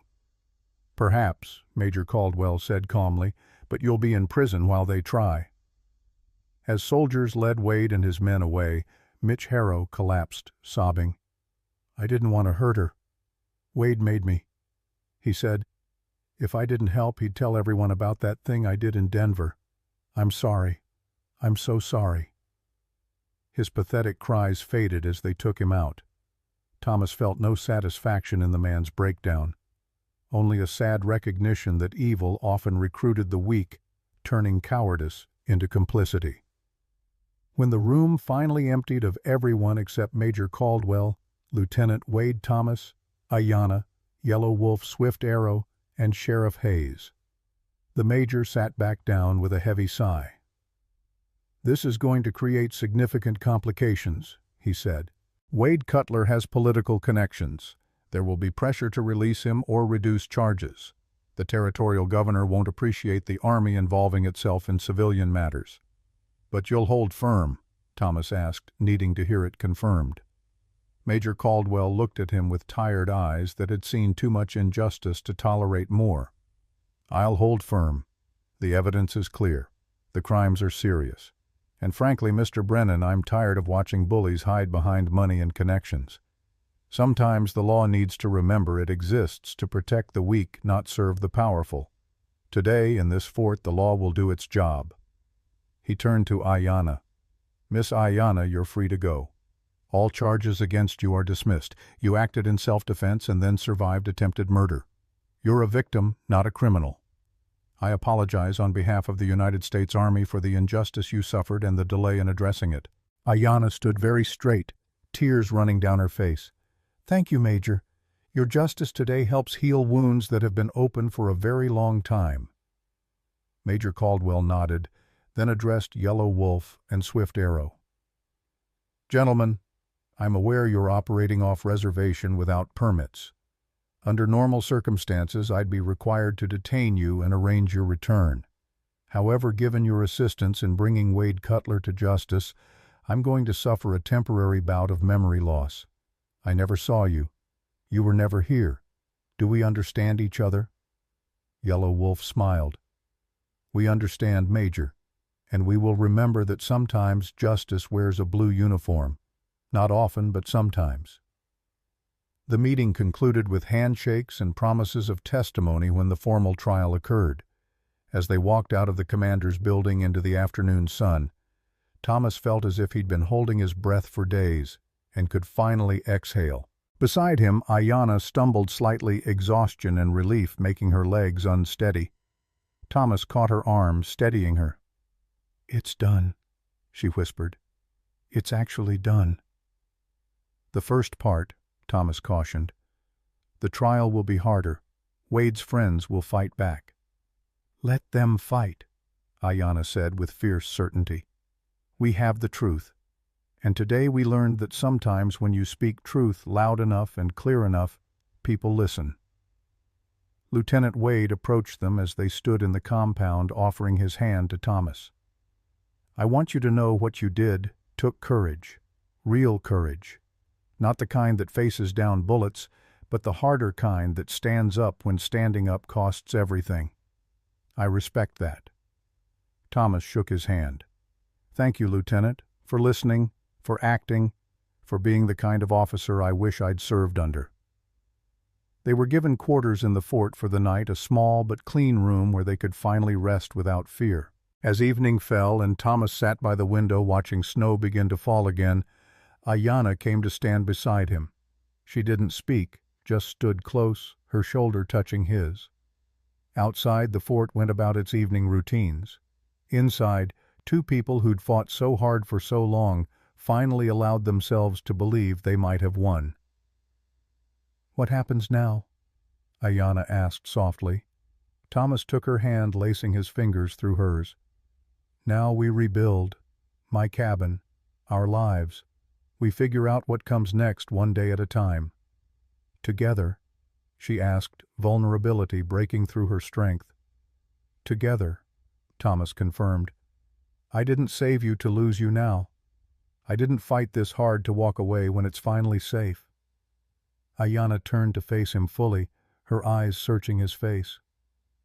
"I'm damaged, Thomas. I'm angry and wounded, and I don't know if I can ever fully heal from what's been done to me and my people." Thomas cupped her face gently. "I'm damaged too. We're both broken in ways that might never fully mend, but maybe broken people can build something stronger than those who've never been tested. Maybe our scars are what make us able to truly see each other." She kissed him, then soft and tentative at first, then with growing certainty. It was a kiss that tasted of hope and grief and possibility. When they broke apart, both were crying tears mixing with the salt of the kiss. Outside, snow fell softly on Fort Missoula, covering the world in white that would melt in spring, revealing whatever had survived the winter beneath. 3 months passed with the strange slowness of time measured not in days, but in transformations. Spring came to Montana reluctantly, winter releasing its grip finger by finger. The snow melted first in the valleys, then crept up the mountainsides, revealing brown grass that would soon turn green. Ice broke on the rivers with sounds like rifle shots echoing through canyons. And in the place where Thomas Brennan's cabin had stood, new walls rose from the ashes. The trial had taken 6 weeks, conducted in Helena, with a territorial judge who proved immune to Wade Cutler's political connections. The journal was admitted as evidence. Sheriff Hayes testified, his voice steady despite the personal cost. Mary Whitfield came down from her isolated cabin to speak about Wade's pattern of intimidation. Even Mitch Harrow, broken and seeking redemption, turned state's witness against his former employer. The verdict was never truly in doubt. Wade Cutler was sentenced to 15 years hard labor. His associates received lesser sentences, except for Silas Doyle. Silas had come forward 3 days after Wade's arrest, bringing his sister Anna with him. He confessed to everything, explaining through tears how Wade had held Anna hostage to ensure his compliance. Major Caldwell, in consultation with the territorial prosecutor, offered Silas a deal.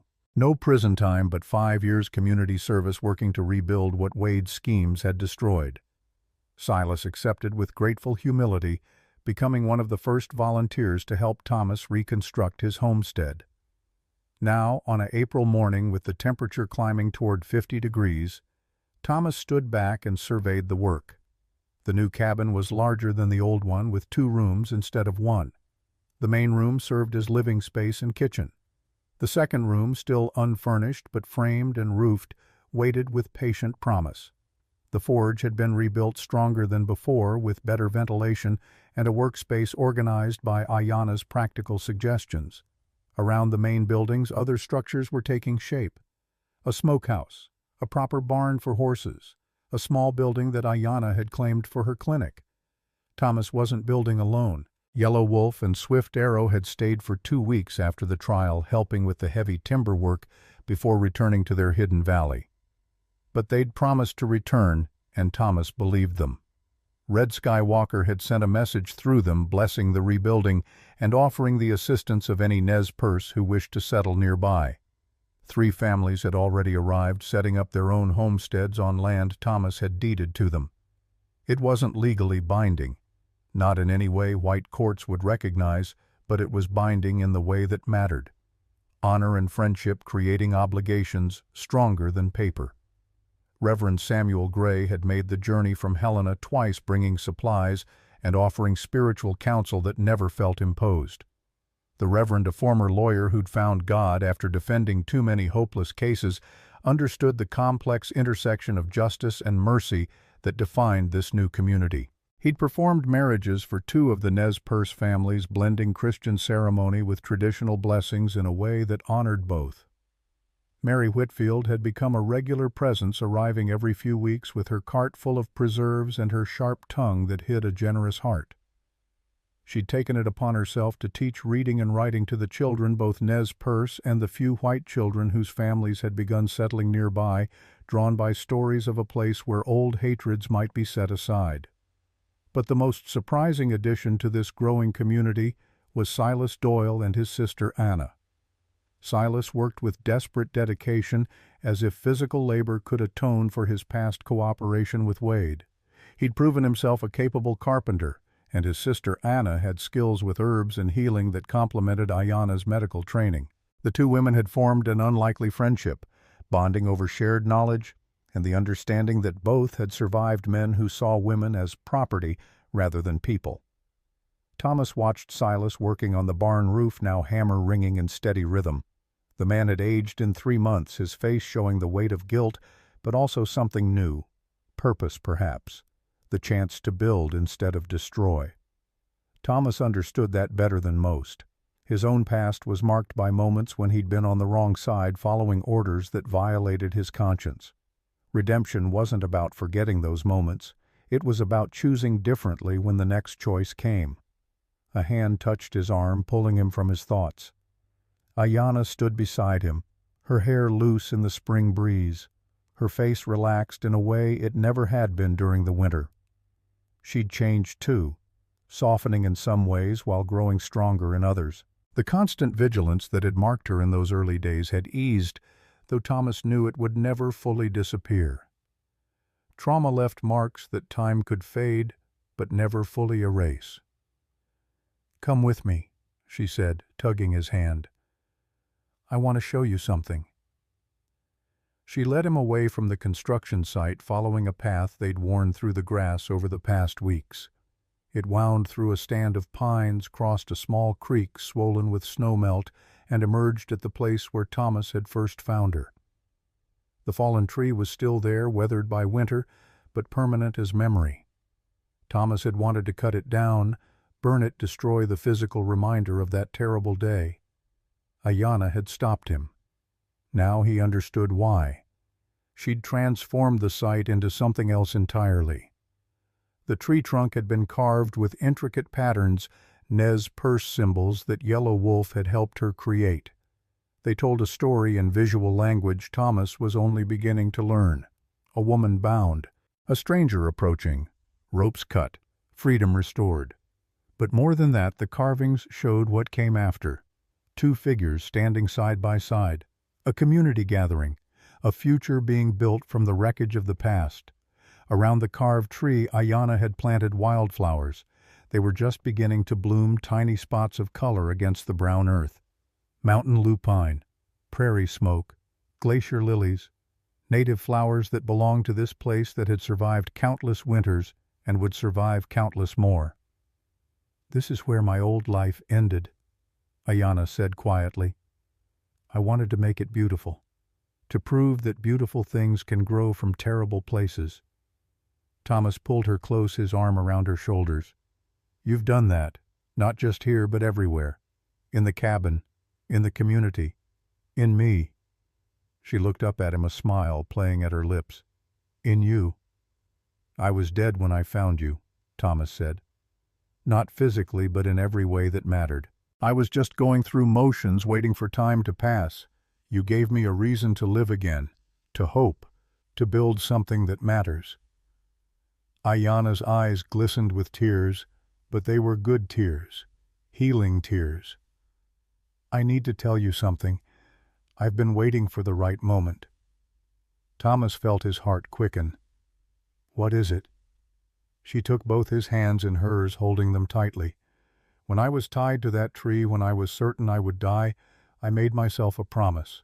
If I survived, if I somehow escaped, I would never again let fear stop me from living fully, from taking risks, from choosing hope, even when hope seemed foolish."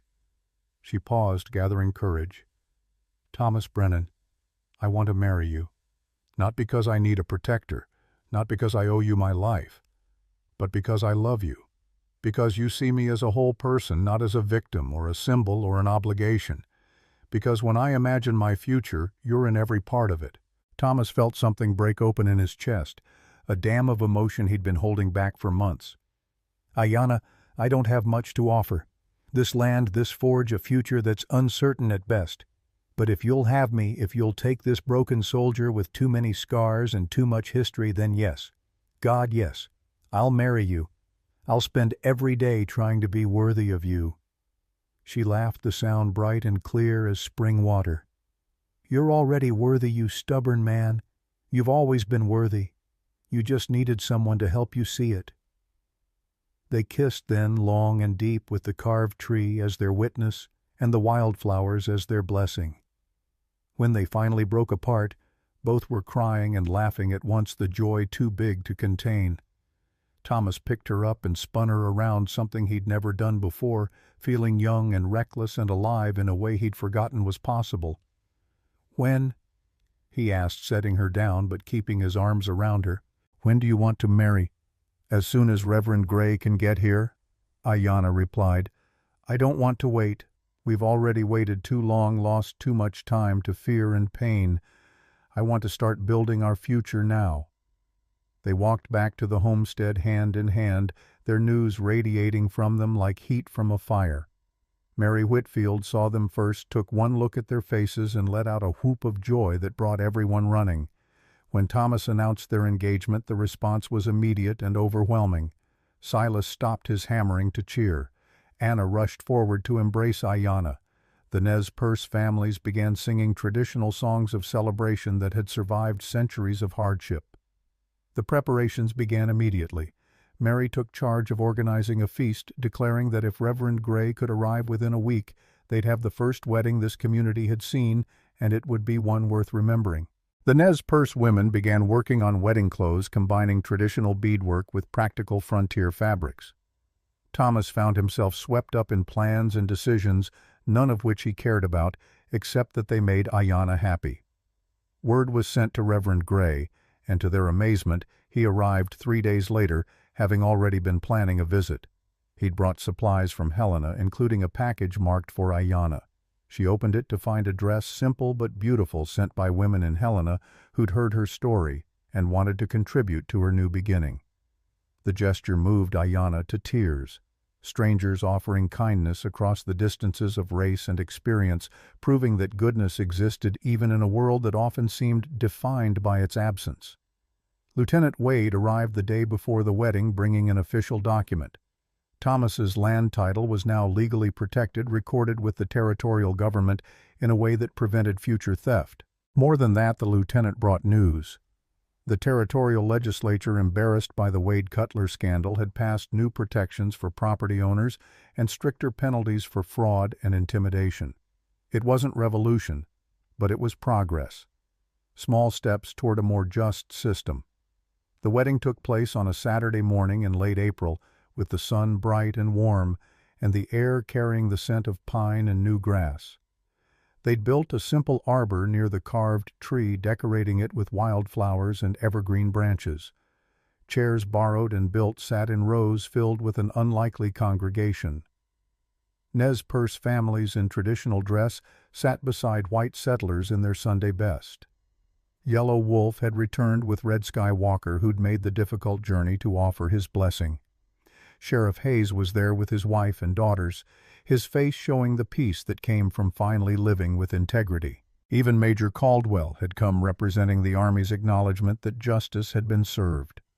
Reverend Gray stood beneath the arbor, his dark face serene and joyful. He'd prepared a ceremony that blended Christian traditions with Nez Perce customs, creating something new that honored both heritages. When Thomas took his place wearing new clothes Mary had somehow procured and altered to fit his large frame, his hands trembled, not with fear, but with the overwhelming reality that this was happening, that joy this profound was actually possible after so much darkness. Then Ayanna appeared, walking down the makeshift aisle on Red Sky Walker's arm. The elder had claimed that honor, saying he represented her father, who couldn't be present, her people who'd lost so much, and the hope that better days were coming.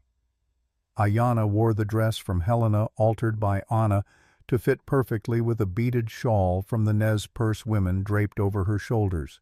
Her hair was braided with wildflowers woven through it. She was the most beautiful thing Thomas had ever seen. As she reached him, as Red Sky Walker placed her hand in Thomas's with solemn ceremony, Thomas felt time pause. This moment, this connection, this promise of shared future, it was worth everything he'd survived to reach it. All the pain and loss and struggle had led here to this woman, to this community, to this impossible second chance at life. Reverend Gray began the ceremony, his voice carrying across the gathered witnesses. We are here today to witness the joining of two souls who've walked through fire and emerged stronger. Thomas Brennan and Ayanna have taught us that love isn't about finding someone perfect. It's about finding someone who makes you want to be better. Someone who sees your scars and doesn't turn away. Someone who stands beside you when standing requires courage. And he spoke of commitment and partnership, of the challenges they'd face and the strength they'd need to face them together. Then he invited them to speak their own vows. Thomas went first, his voice rough with emotion. Ayanna, when I found you in that blizzard, I thought I was saving your life. But you saved mine. You gave me purpose and hope and a reason to believe that broken things can be made whole. I promise to stand beside you in all seasons, to protect you when you need protection, but more importantly to stand back when you need to fight your own battles, to build with you, laugh with you, grieve with you, and grow old with you. I promise to see you always as the strong, brilliant, beautiful woman you are. Ayanna's eyes shone with tears as she spoke her vows. Thomas, you could have walked away that day, Most people would have, but you chose mercy over safety, compassion over convenience. You cut my ropes, and in doing so you cut the ropes I'd wrapped around my own heart. You showed me that not all men are cruel, that hope isn't foolish, that love can exist even in the coldest winter. I promise to honor your strength and your gentleness, to be your partner, not your burden, to build a life with you that proves mercy is stronger than hate, that kindness is stronger than cruelty, and that love is the most powerful force we have against darkness. Reverend Gray asked for the rings. Mary stepped forward with 2 simple bands Thomas had forged himself in his rebuilt smithy. Silver mixed with copper from his land, shaped and polished until they glowed like captured moonlight.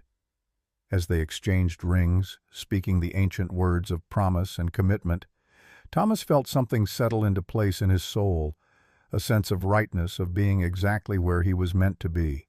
"By the power vested in me by God in the territory of Montana," Reverend Gray said with a smile, "I pronounce you husband and wife. Thomas, you may kiss your bride." Thomas cupped Ayanna's face gently, seeing his future reflected in her eyes, and kissed her as the gathered community erupted in cheers and celebration. It was a kiss that tasted of joy and promise of wounds healing and new beginnings of 2 people who'd survived the worst and chosen to build something beautiful from the wreckage. The celebration that followed lasted into the evening.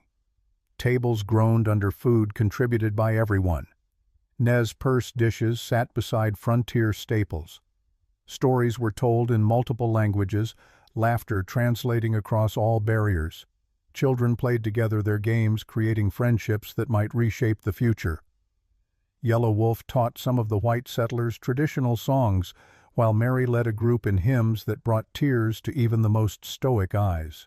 As the sun set and the stars emerged, Thomas and Ayanna slipped away from the celebration, walking to the cabin they would now share.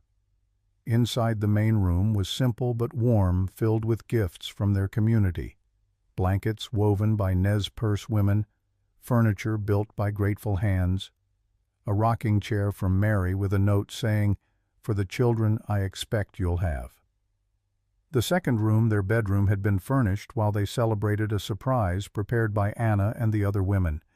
They stood together in the doorway, looking at this space that was now theirs. Not his or hers, but ours. A shared home, a shared future. Thomas wrapped his arms around Ayanna from behind, resting his chin on top of her head. "Are you happy?" he asked quietly.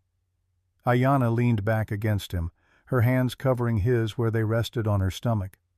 "I'm happy. More than I ever thought possible. When I was tied to that tree, when I said those words to you, 'Kill me or leave me, just don't pretend you're different,' I'd given up hoping that different was even possible, that mercy existed, that love could survive in a world this cruel. But it does survive," Thomas said, "because we choose it. Every day we choose to believe in something better, to build something better." "Yes," Ayanna agreed. "And tomorrow, we'll wake up and make that choice again. And the day after, and the day after that, for the rest of our lives." Outside, the celebration continued, voices carrying on the spring air. Inside, husband and wife held each other, grateful for survival, for second chances, for the community that had formed around their unlikely love story. Kohana, now fully healed and growing old with dignity, lay by the door, a guardian still. On the shelf, Wade Cutler's journal sat, as reminder of darkness defeated. Beside it, a new journal waited, its pages blank and ready for different stories. Stories of building and healing, of children to come and crops to plant, of winters survived and springs welcomed, of mercy proving itself stronger than hate again and again and again. Thomas kissed the top of Ayanna's head, breathing in the scent of wildflowers in her hair. "Thank you," he whispered. "For what? For saying yes, for choosing hope, for teaching me that winter always breaks eventually, that spring always comes, that mercy can speak louder than hate if we're brave enough to let it." Ayanna turned in his arms, rising on her toes to kiss him. We were both brave enough. That's why we're here. That's why we won." And in that moment, in that cabin built from ashes, surrounded by a community forged from unlikely friendships, they stood together. Two souls who'd walked through winter's worst cold and emerged into spring. Two hearts that had learned the most important lesson. That love, real love, isn't about saving someone. It's about standing beside them while they save themselves. And then when both are strong again, building something together that neither could have built alone. Winter had spoken its cruel words, but mercy in the end had spoken louder. And its echo would carry through generations yet to come, a reminder that even in the coldest darkness, human kindness could light the way home.